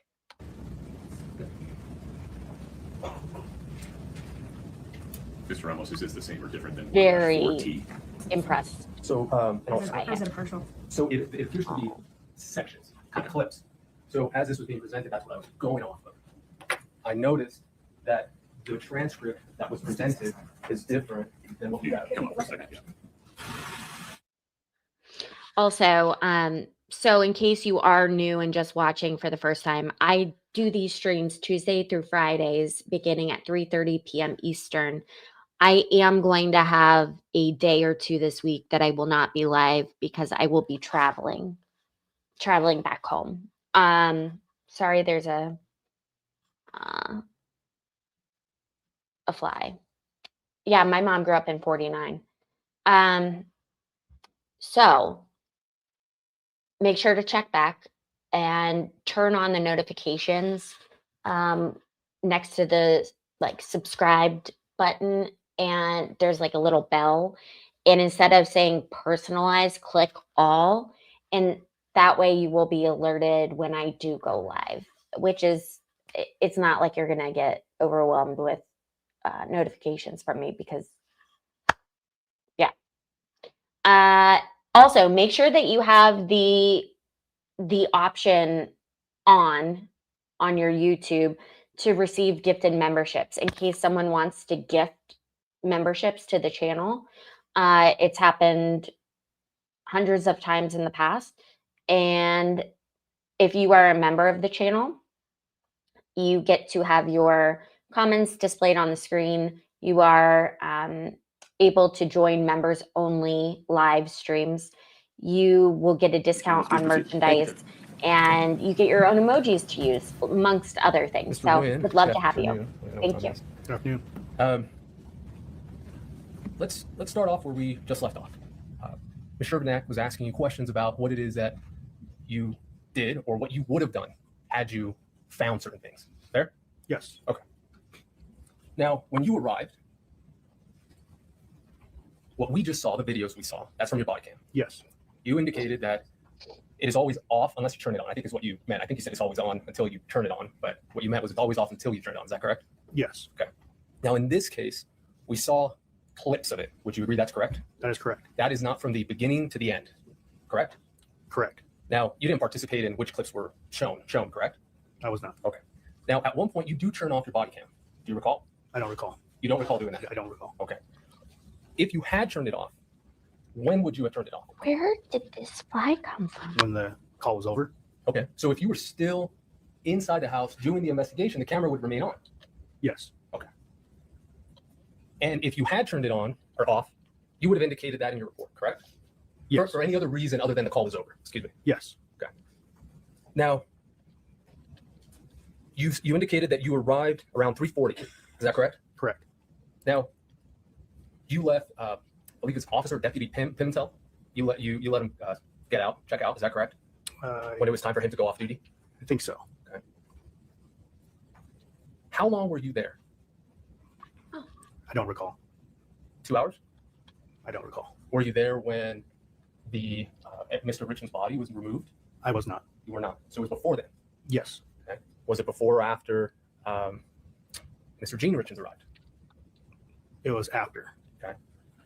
Do you recall anything about when you left? I don't. Okay. Do you recall seeing Detective Woody? I don't recall. Would looking at your report refresh your recollection? Do you have a copy of it? Yes, I do. He's Okay. so Could you go ahead and pull that up? demanding of attention.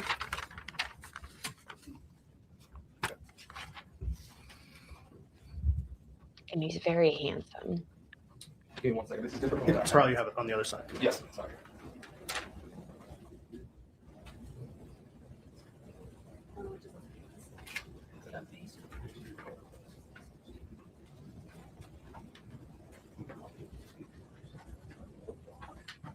Give me 1 second. I just want to make sure there's different formats. So I just want to make sure I have the same one to be fair. Sorry. Allergies.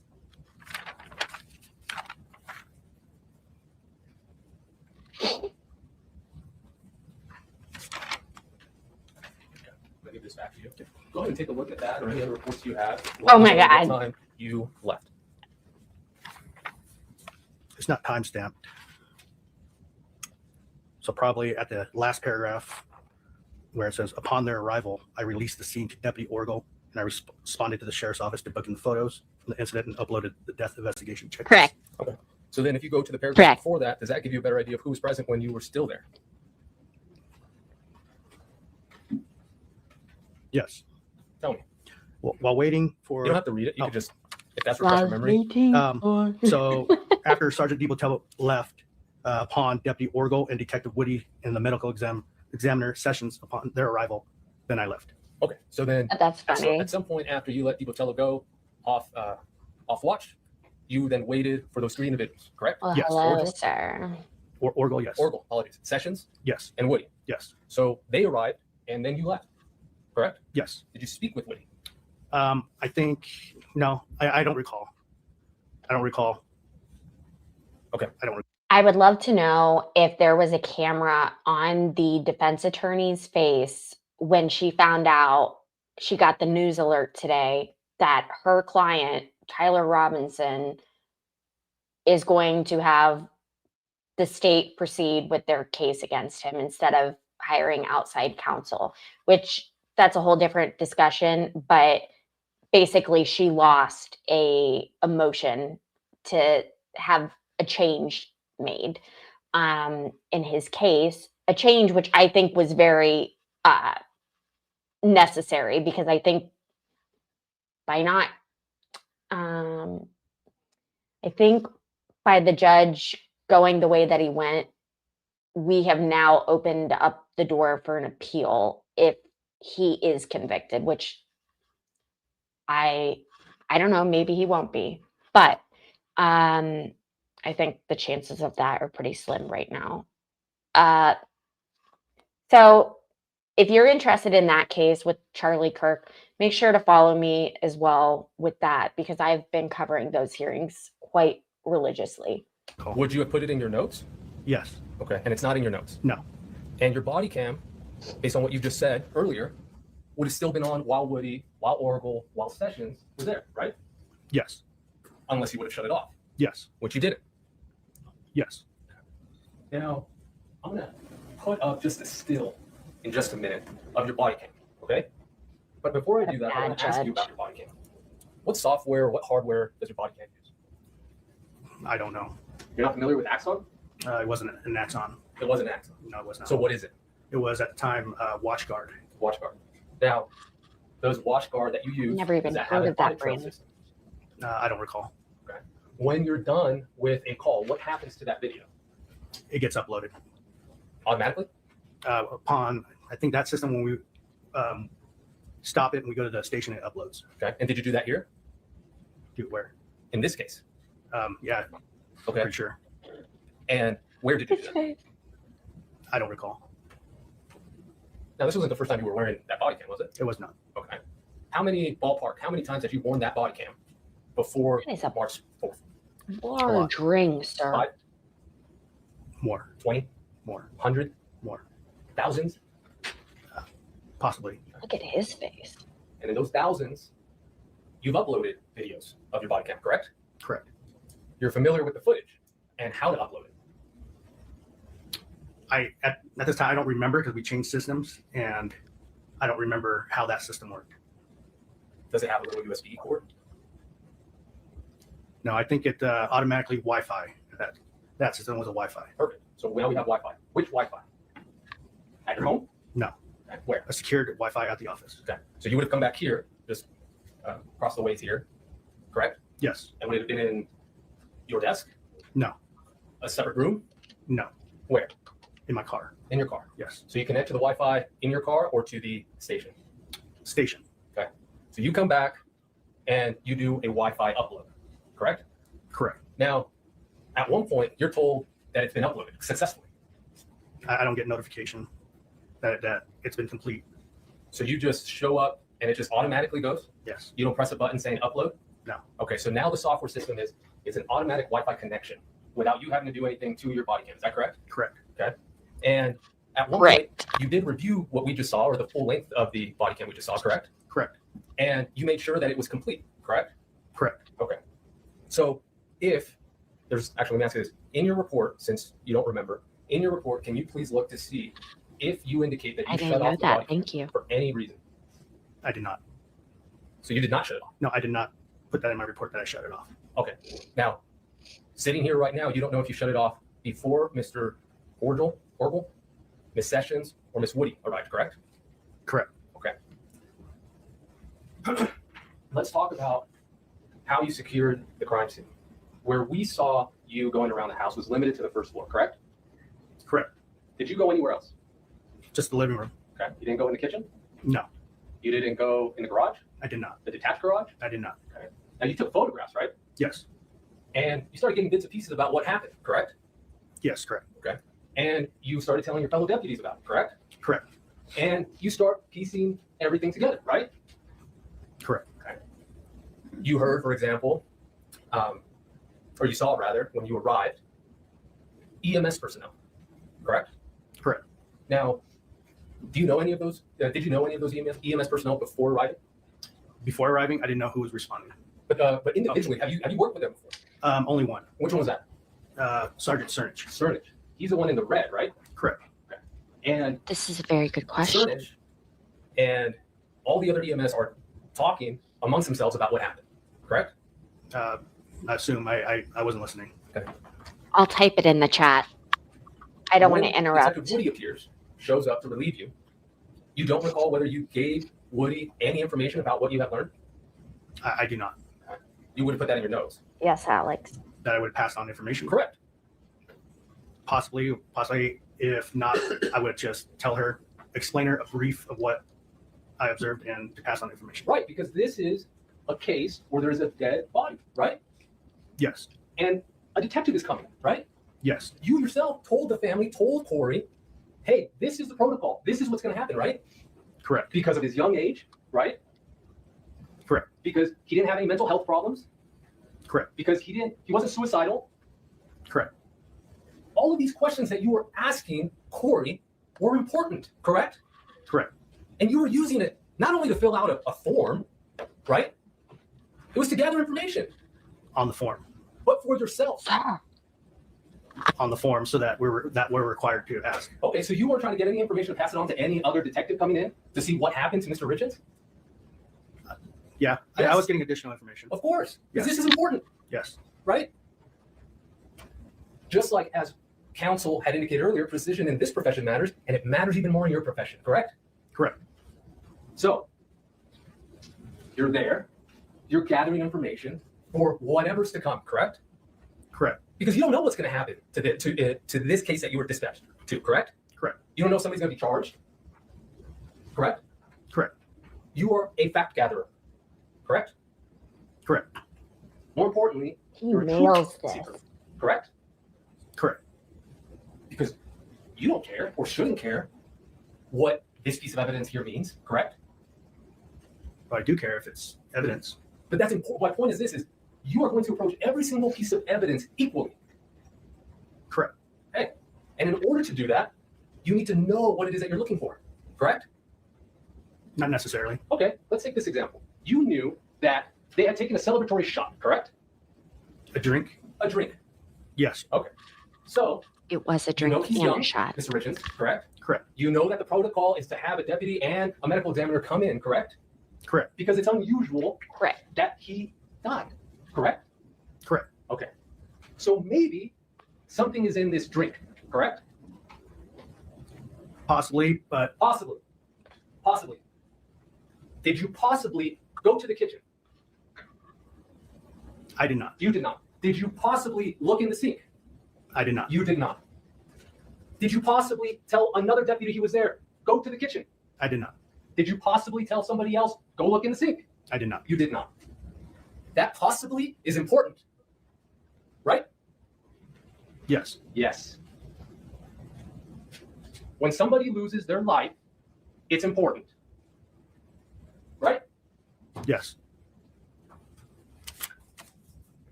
You asked, and we all heard you ask Miss Richins countless questions, right? Yes. And she answered all of them. Yes. Yes. You asked her questions that were on your sheet, right? Yes. And then you asked her questions as things came up, right? I did. Yes. Yes. Now, we saw you standing in the hall, and you were Something with my hand. preventing people Nervous. from going into her master bedroom, correct? Correct. To preserve the scene. Correct? Correct. Okay. Now, the reason you're doing that is because of all of these possiblies, correct? Correct. So, one of those possibilities was that hydrocodone bottle, correct? Correct. Now, you took a picture of it. I don't, Sorry, I don't recall. misreading. Do I'm you recall trying somebody not to taking a picture of talk it? Yes. to what people Do are you recall trying to somebody listen to. opening it? I don't recall. Do you recall somebody taking a picture of the inside of it? I don't recall. Do you recall getting that hydrocodone bottle and putting it in an evidence bag? I did not do that. You did not. Did anybody do that? I don't recall. Now, having a celebratory drink, you found out, happened in the house, correct? Yes. It didn't go out somewhere, correct? Correct. And you knew that Miss Richins' mother was also there, right?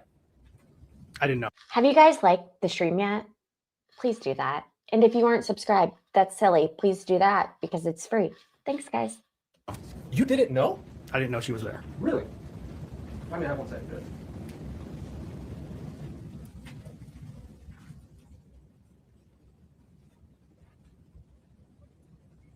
He's a great I think we all knew that she was there because we just heard cross-examiner. Miss Darden say, yeah, you look pale. So you didn't know that Kouri's mom was there the night before? I did not know she was in the house the night before. Fair. Now, you were told, and you do know, that Kouri said, maybe he took some gummies? You remember that, right? Yes. And Uh-oh. Turn off your cell phone. Get the hell out. you have, I imagine, familiarity with gummies, right? Yes. Now, to be clear, I'm not saying you take them. I'm just saying you're familiar with them, correct? Yes. You know how big they are. Okay, bye. They're not that big. No. Right? Yes. You didn't search for those. No, I did not specifically search for those. Not specifically. Please elaborate. I didn't go out and search because I was not in charge of looking for medication or anything like that. my job. So you weren't in charge of it. Who was? Deputy Pimentel. Okay. So you told Deputy Pimentel to go do that. That was his job, to look for medications or anything like that. Right, right. But what I'm saying is, somebody would have to tell him, hey, go search for this. I passed that information to Sergeant DiBotello. passing along the information. Now, you were there for an unknown time, and you indicated Pimentel was the one who's in charge of looking for that, correct? Yes, he was assigned for that duty. Now, at one point, you relieved him. Correct? Deputy Pimentel? Correct. I don't recall. You just indicated a little bit ago that you relieved him so he Okay, can then. leave. Oh, when he left, yes, Yes. for him to leave. Welcome. Correct. You relieved him, right? Yeah, not the medical checklist duty, but to relieve him to leave. Correct. Yes, On his way home. Correct? correct. Okay. So who did you assign to take over his responsibility? I don't recall. Could you please look at your report?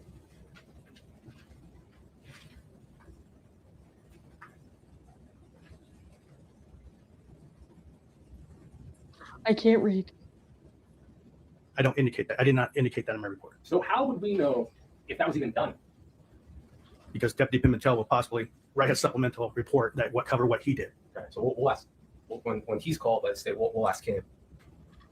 Now, here's a thought: you don't search for guns. Now, you would agree that this whole environment is a traumatic environment. Yes, it is. Right? Yes, it is. For everybody, See you tomorrow. Correct. yourself included. Correct. I mean, there's such a thing as secondary trauma. Correct. Correct. So let's give everybody some grace. Now, Willing. you found out about the gummies from who? Found out what gummies? Who told you that he might have taken gummies? Oh, from Miss Kouri Richins. Correct. So who would know where the gummies are? Miss Kouri Richins. And did you ask her? I did not specifically ask her about the gummies. Not specifically about the gummies. Please elaborate. I asked her about his medical prescriptions. Nope. We're talking about the gummies. Did you ask her, Miss Richins, about the gummies that she told you about, that she volunteered? Did you ask her where they were? I did not. You did not. Did you tell Pimentel to ask her? I did not. You did not. So it's not like they were hidden somewhere. You knew where they could have been. Correct? I did not know where they. You could have asked the question. You couldn't have asked where they were. I could have. And you did it, right? Correct. Now, you have been an officer since 2012. Correct? In Utah, yes, correct. What about before? Listenable Dow. 2003. 2003. In that time, you've learned quite a bit of things. Correct?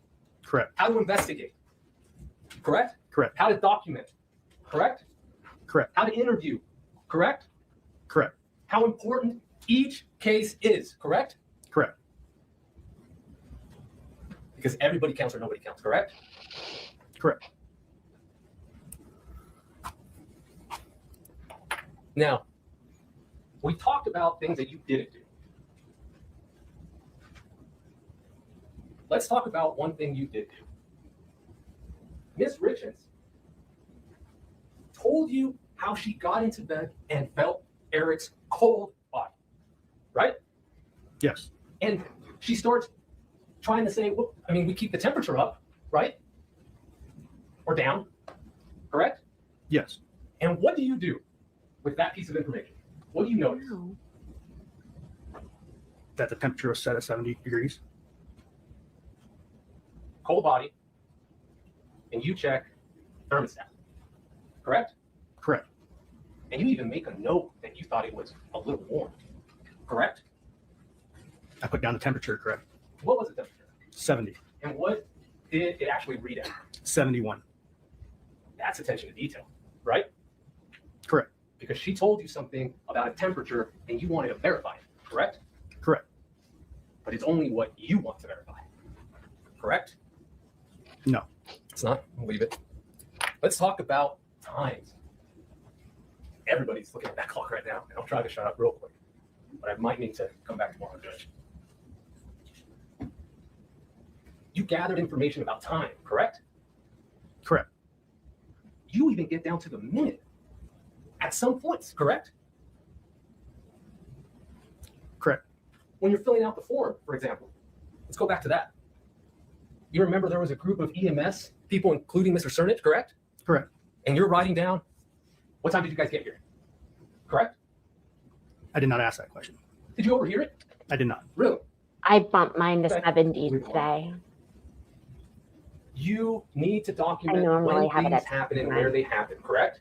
Correct. Because you know that the information that's going to go into your report is going to be seen by other officers, correct? Correct. By possibly prosecutors, correct? Correct. By possibly judges, correct? Correct. By possibly jurors, correct? Correct. So, in your report, go ahead and review it and tell me if you identify times there. Hey guys, while he's doing that, please make sure to hit There's the like several. button. Thanks. Let's start with the first. Are you on paragraph, let's see, 3, Yes. the narrative? Okay. And what is that time related to? The time they had a drink, Which was what? 9 o'clock. Now, is that exactly 9 o'clock? On my report, No. Did it actually happen at 9 o'clock? no, Ms. Richins advised me that they had a drink at 9 o'clock. Okay. And did you, I don't know, confirm with her how she knew that? No, I took her word for it. Correct. Now, you arrived at 3:40. Okay. What time were you dispatched? I don't recall. Were you dispatched? Would your dispatch be on? Isn't your it report? on a piece of paper right in front of you, Probably bruh? call logs. Do you have that? I do not. Do you think did it take you 40 minutes to get there? I don't recall. I'll leave it alone. So she says about 9 o'clock. You get there at 3:40, approximately, right? Yes. Now, during this time, you had some conversations with EMS, I believe it was offered that we saw in the video. Is that correct? Upon arrival? No. During your investigation, during the video we just saw at the end, she indicated, it's the lady who indicated, we think it's an aneurysm. Okay, yes. Yeah. And she had said he had been cold for a while, right? Correct. Okay. Now, the reason times are important, right, is because you need to try to figure out, hey, when did he die, right? Yes. Right. So when you say around 9, when you put around 9 in your report, or Ms. Richins says around 9, that's not exact, correct? It's going off her statement. A generalization, correct? Yes. Okay. Now, let's go to the next one. When's the next time you see a time arrival there? The time they went to bed, And when was that? 9:30. So you say go to bed. Now, is that really when she closed her eyes and she was asleep? The time she went to bed, I'm sorry. Correct. Just went to bed, right? Like to the bedroom to start going to sleep. Correct? Correct. Okay. Judge, I think I'm pushing it. May we rest here and pick it up tomorrow? No, we're not. Is that okay? Your Honor, I guess the fundamental question is, how much longer? None of your business. Let him finish his job. Right? Correct? Correct.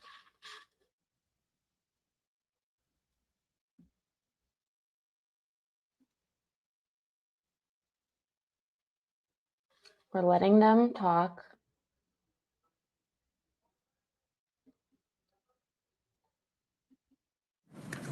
Ladies and gentlemen, we've worked hard today. I appreciate your patience. Okay. Let's recess for the day. Some instructions, please, with fair warning that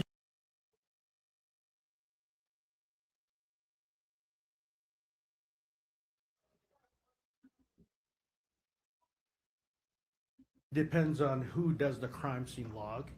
If they log me out, let's just say their watch at a Dagnabbit. certain time, that's their time logging me out. Okay, so So I'm not right. not actually writing the time I. She on allegedly, the crime scene. allegedly I'm assuming Deputy Orgle. ended her husband's life. Orgle. now you have no reason to think that YouTube doesn't like certain words. 10 minutes off.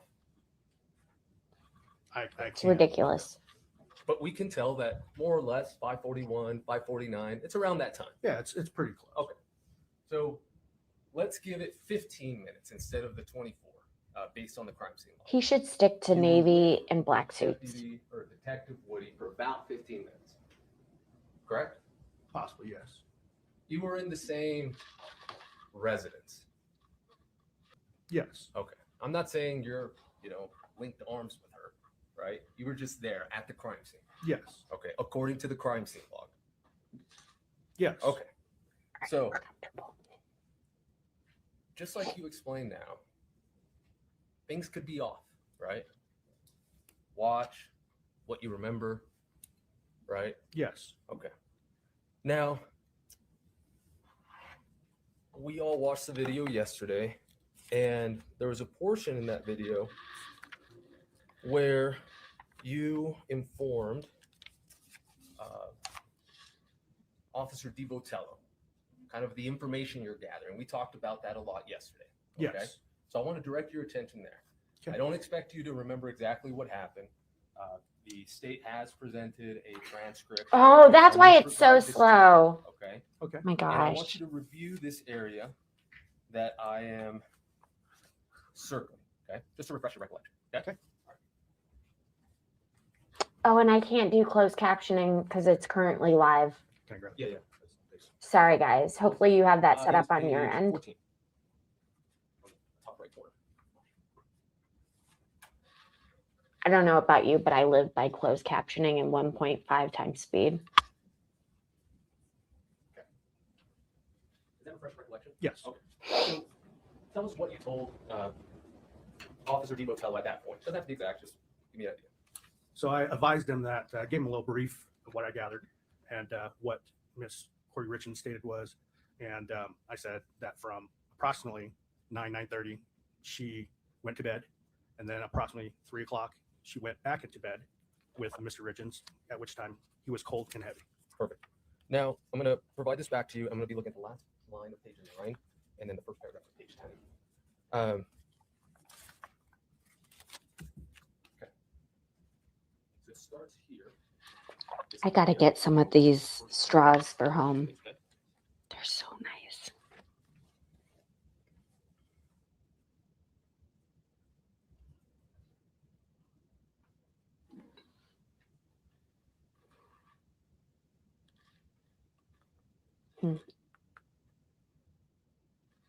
Okay.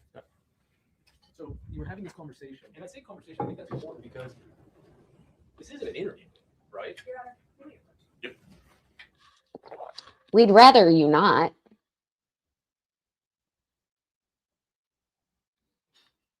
That color really does wash her out. What time was this? This was at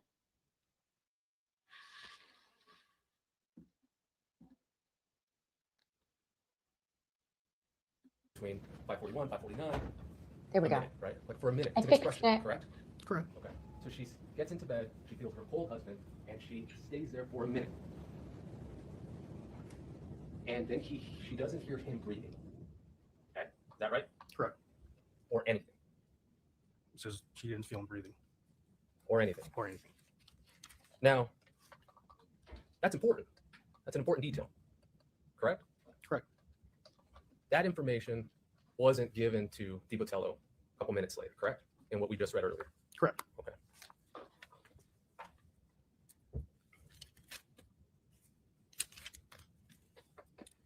Now, I'm getting through these. During this entire conversation that you've had with her,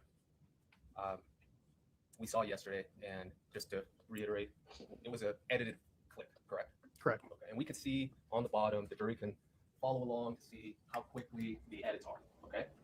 But I want to talk about that entire conversation that you had with her, okay? Someone Ms. Richins was emotional. get her right? a shirt with some color on it. Right? Yes, she was emotional. And she was upset. Yes. And that's common, right? I mean, that's not unexpected for somebody who just lost their husband, right? Correct. Okay. Now, would it surprise you if Hey guys, I do want to show you this really quick while it's live. This is what I'm talking about when I say send floaty hearts. This helps the algorithm. If you are watching on a device that allows you to do so, that right there helps the algorithm. Now, you can send me 100s, you can send me some party emojis, but that is what I refer to when I say send floating hearts. So if you're able to do that, I greatly appreciate it, in addition to liking the stream. Thanks. another one of your officers indicated that you thought she was not emotional? Would it surprise me? Yeah. Like, would you have made that statement? No, I don't know Miss Richards, so I don't know how her emotion as in like, personal when I arrived, what I see, but through the call, then I start putting things together, details of how she acts. Yeah, those details are important. We'll talk about that. Yes. Yeah, just like you said, you saw Bill, she was emotional, she was upset, right? Yes. Okay. So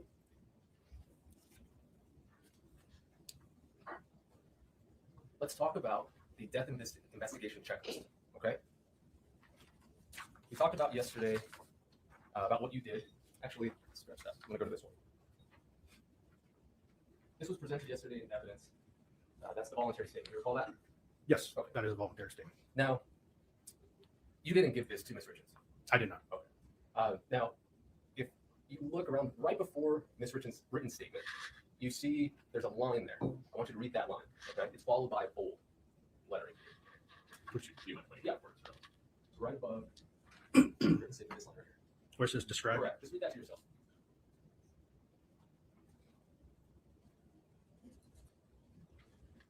Okay. Okay. Now, you didn't do this one, but you've done lots of these voluntary statements, correct? You Yes. do them now. Yes. Now, the point of a voluntary statement is to get details, correct? Gather details. Yes. And now, there are different types of voluntary statements. There are different purposes for voluntary statements, correct? Correct. So, for example, perhaps I'm a witness to a car accident. You might give me this voluntary statement, correct? Correct. I'm not under suspicion of anything. I'm just a witness, correct? Correct. Now, there's other ones where maybe I was the driver, and maybe I might be at fault, correct? Correct. And you would still say, hey, maybe you want to give me that voluntary statement, correct? Correct. Now, in that statement, it indicates that it gives a discretion to the officer, deputy, who is giving this voluntary statement, correct? And what discretion? The bolded part here that's highlighted.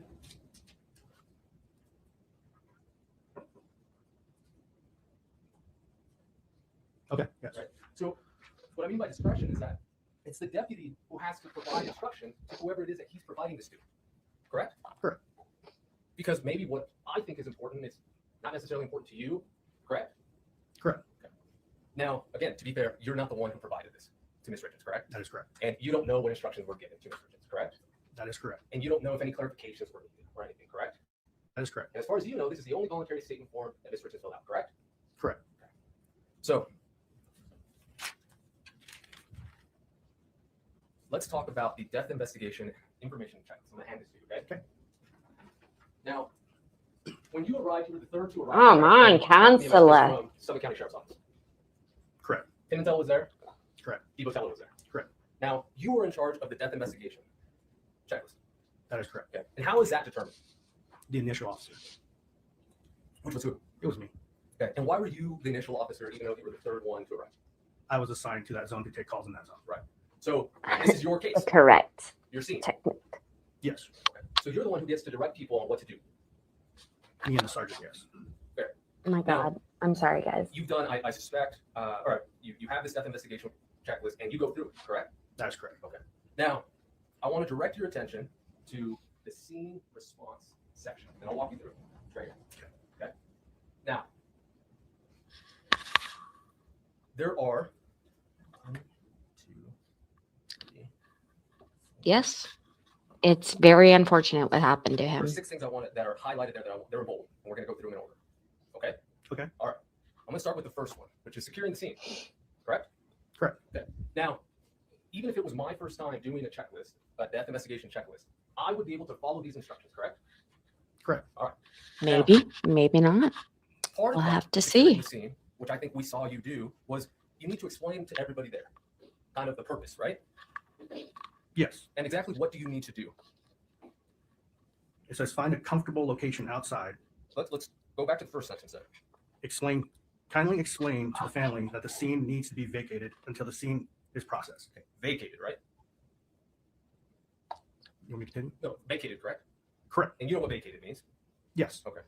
Now, the following is what is your duty in order to vacate a scene? What do you have to do? Remove people from the residence. From the residence, right? Correct. Okay. And it actually gives you examples of where you can go, right? Correct. Such as a comfortable location outside, right? Yes. Another family or member or friend's house. Are they for correct? real, like Correct. That wasn't reading done here. Mr. Ramos, in fairness, it's unclear when you're asking a question. a That book, wasn't done here, a correct? handbook? Now, then On you have to use policing. a crime scene log. And that's what we just read, right? Just a little bit ago, the sheet that I gave you. Correct. Okay. Then you have to photograph the scene. All right. I want to talk about this specifically. When do you need to photograph the scene? After what? After it's vacated. After an investigation is started, No, read it right there. Photograph the scene after what? This is first painful. picture should be No, before that.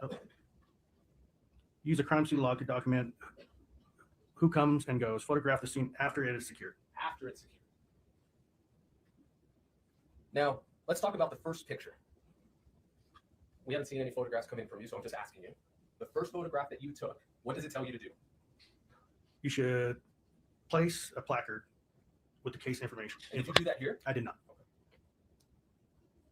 Now, I'll skip to the last one, the medication log. We talked about that. You assigned that to, I believe it was Mr. Pimentel, correct? Correct. Okay. So let's move to the second to last. What does it say that you're not supposed to do? Can you clarify? Yeah, absolutely. Can you walk over there? Starting right here.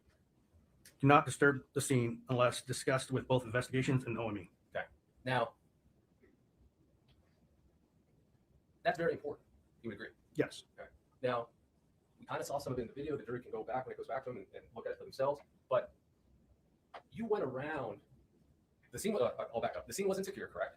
Correct. Okay. And then yourself and your two deputies or officers that were with you went around the main floor of the house, mainly the area where Mr. Richins was, and the bathroom, correct? Correct. And you moved things around, correct? Correct. And you were finding things, correct? Correct. And when you took photographs, you didn't put on the photographs or in the report what you moved, correct?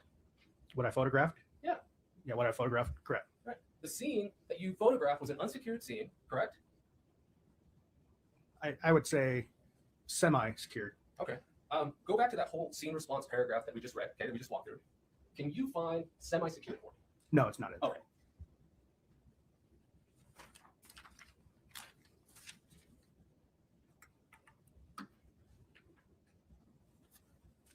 I have an apology and a thank you for you. Apologize for putting you on the spot. As you know, this is my job, so I appreciate your time. I have no further questions for you. Thank you so much. You're welcome. Thank you. Hey, sure, Nick, redirect within the scope press. Yeah, this cop, complacency kills, you know. And I'm sure he won't make the same mistakes in the future. A few follow-up questions for you. I want to discuss with you chain of command within the sheriff's office. Yes. You testified that you were a patrol deputy that night. Correct. And within the chain of command, above a patrol deputy is a patrol sergeant. Correct. Above that is a lieutenant. Correct. Above that is a captain. Correct. And also within there, other assignments include investigators or detectives. Correct. None of those were your role that night. No, it was not. It was not your responsibility to tell other officers what to do. Correct. It was your responsibility to fill out that death checklist. Correct. We saw you do that on the body camera video. That's what you were filling out, right? Yes. When you were asking Ms. Richins those questions. Yes. And after you filled out that checklist, what did you do with it? When you placed- left the scene? I logged it into the case file. You logged it into the case file, and that means that it's within the police system at that point. Yes, Other officers can see that checklist. absolutely. They can review it once you upload it. Yes. Same thing with the report you filled out. Yes. The summary that's in your report was treated the same as the checklist. Yes. It's uploaded to the case file Yes. where other officers can review it. Yes. As soon as it's uploaded, right? It's immediately available. to them. Immediately. Same situation with your body camera footage. Yes. Once it's uploaded to the system, every other officer can view it, If they have authorization to view it. right? But officers that would need to view it have that capability. Yes. So all of that information was passed on to the other officers on the case. Correct. You show me yours first. We talked a little bit about, with Mr. Ramos, Ms. Richins' emotional reaction. Have you been to other crime scenes where a death has occurred? Yes. How many? Lots. Give me a ballpark. More than 20? Yes. Like a petition does More than 30? anything. Yes. Was Ms. Richins' emotional reaction consistent with what you typically see? No. Please describe that. Well, while I'm on scene at a death call, normally, the victim, they have tears. They look at me when I ask them a question while they respond. They're pretty direct when I ask a direct question.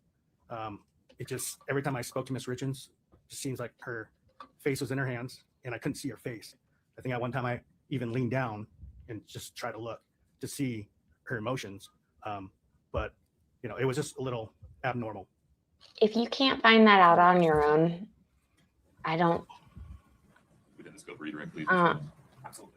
I only have one post to go.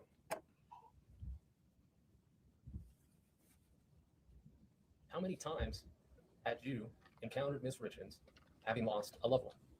Never. Never. In fact, when I was just asking you questions before, you said, I don't know Miss Richins. That is correct. That you can't tell what exactly she's feeling. Correct. If you can't say it's abnormal. So it was abnormal to all the other calls that I've been on. Let's talk about those other calls. What did you say? You said victim. You specified victim in response to Ms. Sherman's question. That it was victims looking you in the eye, crying about what had just happened to them. Correct? Correct. Okay. You didn't mention that it was somebody who lost somebody. Correct? I did not. Okay. Now, we could argue forever about whether your emotions on the stand or mine are abnormal or not. Correct? Correct. The fact is, at the end of the day, no matter what Ms. Sherman asks you, what I ask you, you don't know whether or not or what Ms. Richins was feeling. Correct? Correct. Ms. Sherman, can we let the deputy step in? Yes, sir. You're free to go, sir. Thank you. I think that- That's actually perfect. Counsel, the state's next witness. Okay. So.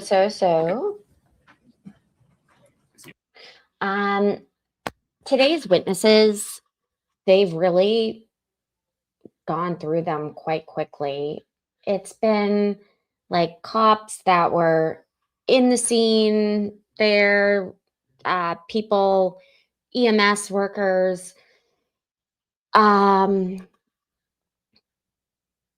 to think of who else I saw it, but asked, a few questions here and there, and then they were dismissed and they brought up a new witness. So today was a busy day. If you insist on hearing the same definitions back to back to back, then it's a day for you, but that is not really my jam. And I pride myself on giving you guys no information. So with that being said, I'm done with that for the day. And I have some of these scratchers that I thought that I would pull out for you guys, pull out the stops on them. And let me get my Coke out of the way, as well as my tumbler and my tissues, kind of taking over this desk. If you don't want to see lottery scratchers, then don't watch, please.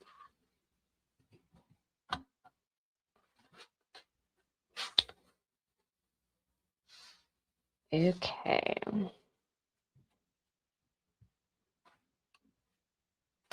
Trying to move this. Actually,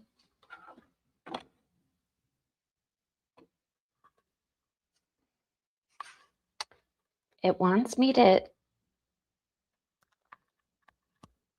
Okay.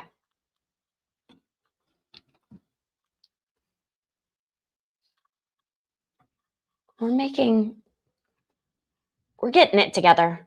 I've never done this before. Okay. So probably won't do the whole thing, but we can get through a couple. So this says 10 times cash. And basically you scratch to see if there's a $25 bonus here. This is the winning number. And if any of these numbers are the winning number, then we're in business. This was only $1 though. So my expectations,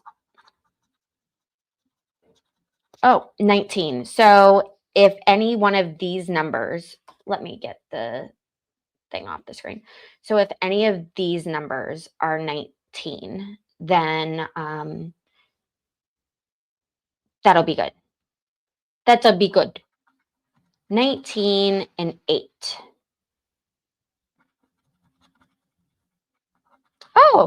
Oh, shoot. It's 18. I was like, I saw the 8 and I was like, oh, wow, what tremendous luck I have. And that's so quick. Okay, so that says 8 and then 18, 1, 13, 6. Oh, 2x. So I won $2. Big money right here. Big, big money. So this is a $2 ticket. And the winning numbers are 21 and 22. Easy enough.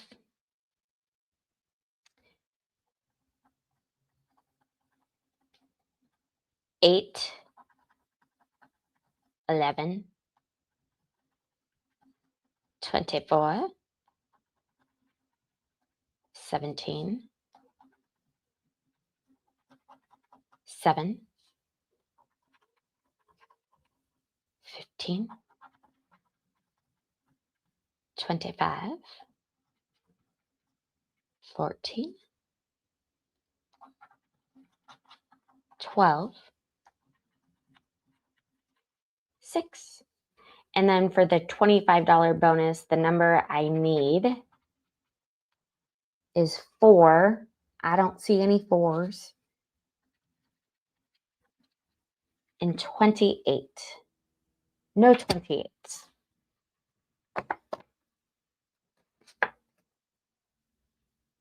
So that is a dud.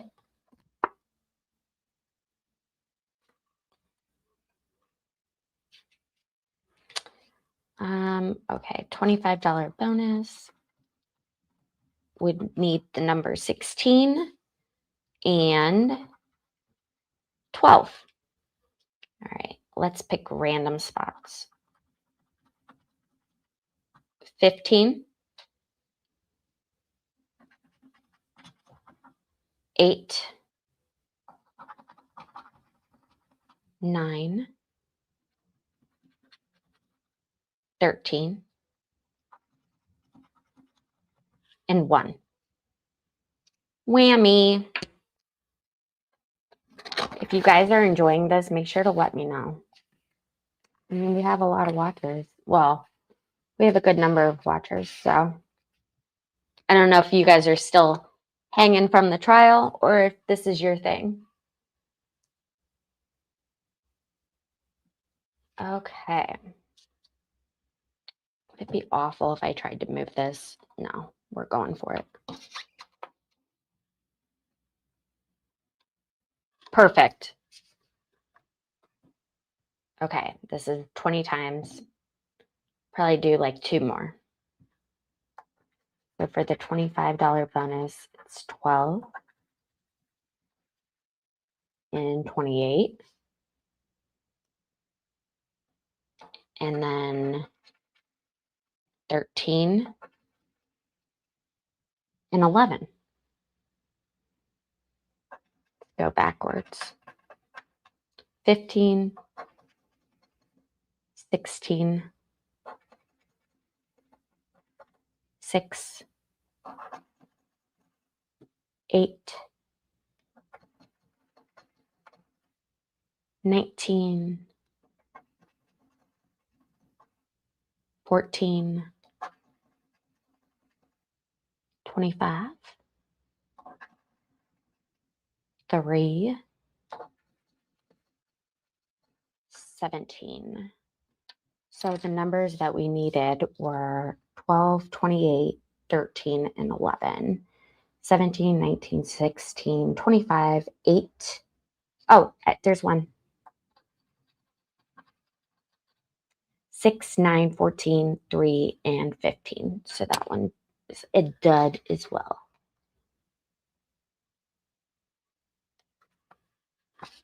Last one.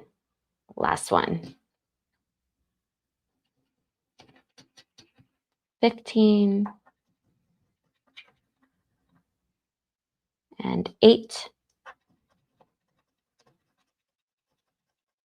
Oh, 2x. So that's $4.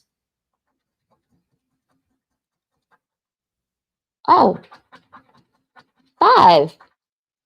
Nice. 8. Well, hot diggity. So 8 was the lucky number. And we had it here. We had it here. And then we had it a 2 times multiplier. So 5, 6, and then 4. So this was a $10 ticket right here. Not too shabby. Okay, guys. Well, I have more, but I think that the plan is, if you guys like it, let me know. Here, let me get this situated back. Ooh, Lacey, and hold on.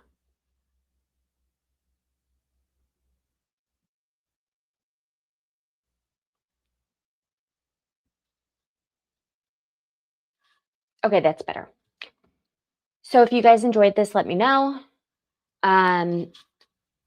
Let me know what your thoughts are on the Kouri Richins case. And tomorrow we will do more of the scratchers if you like them. It's funny that the little ones have proven to be a better investment than the $2 ones. We'll see if that changes.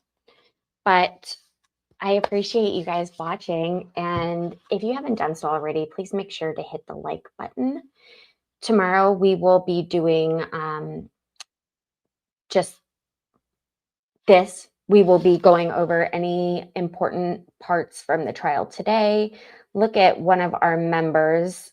Hello, Patriotic. I hope you are having a lovely day. Thank you so much for your support. And here is the link for tonight.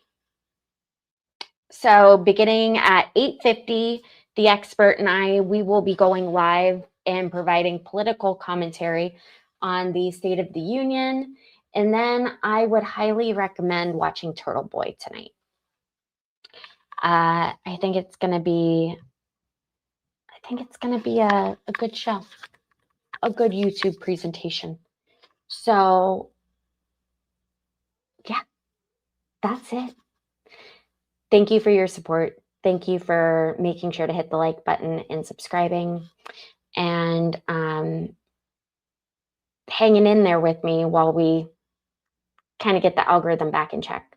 Like I said at the beginning, we went from 500,000 viewers in a month, and had to re-triangulate everything because I missed a week while I was on vacation. So I appreciate those of you who have stuck with me and those of you who have joined along the way. I will be back tomorrow at 3:30 p.m. Eastern, and I look forward to seeing you then. And if you would like to come join the expert and I at 8:50, the link is on your screen, and I'll be there then. Let me know your thoughts in the chat, and I hope you have a safe night. Bye, guys.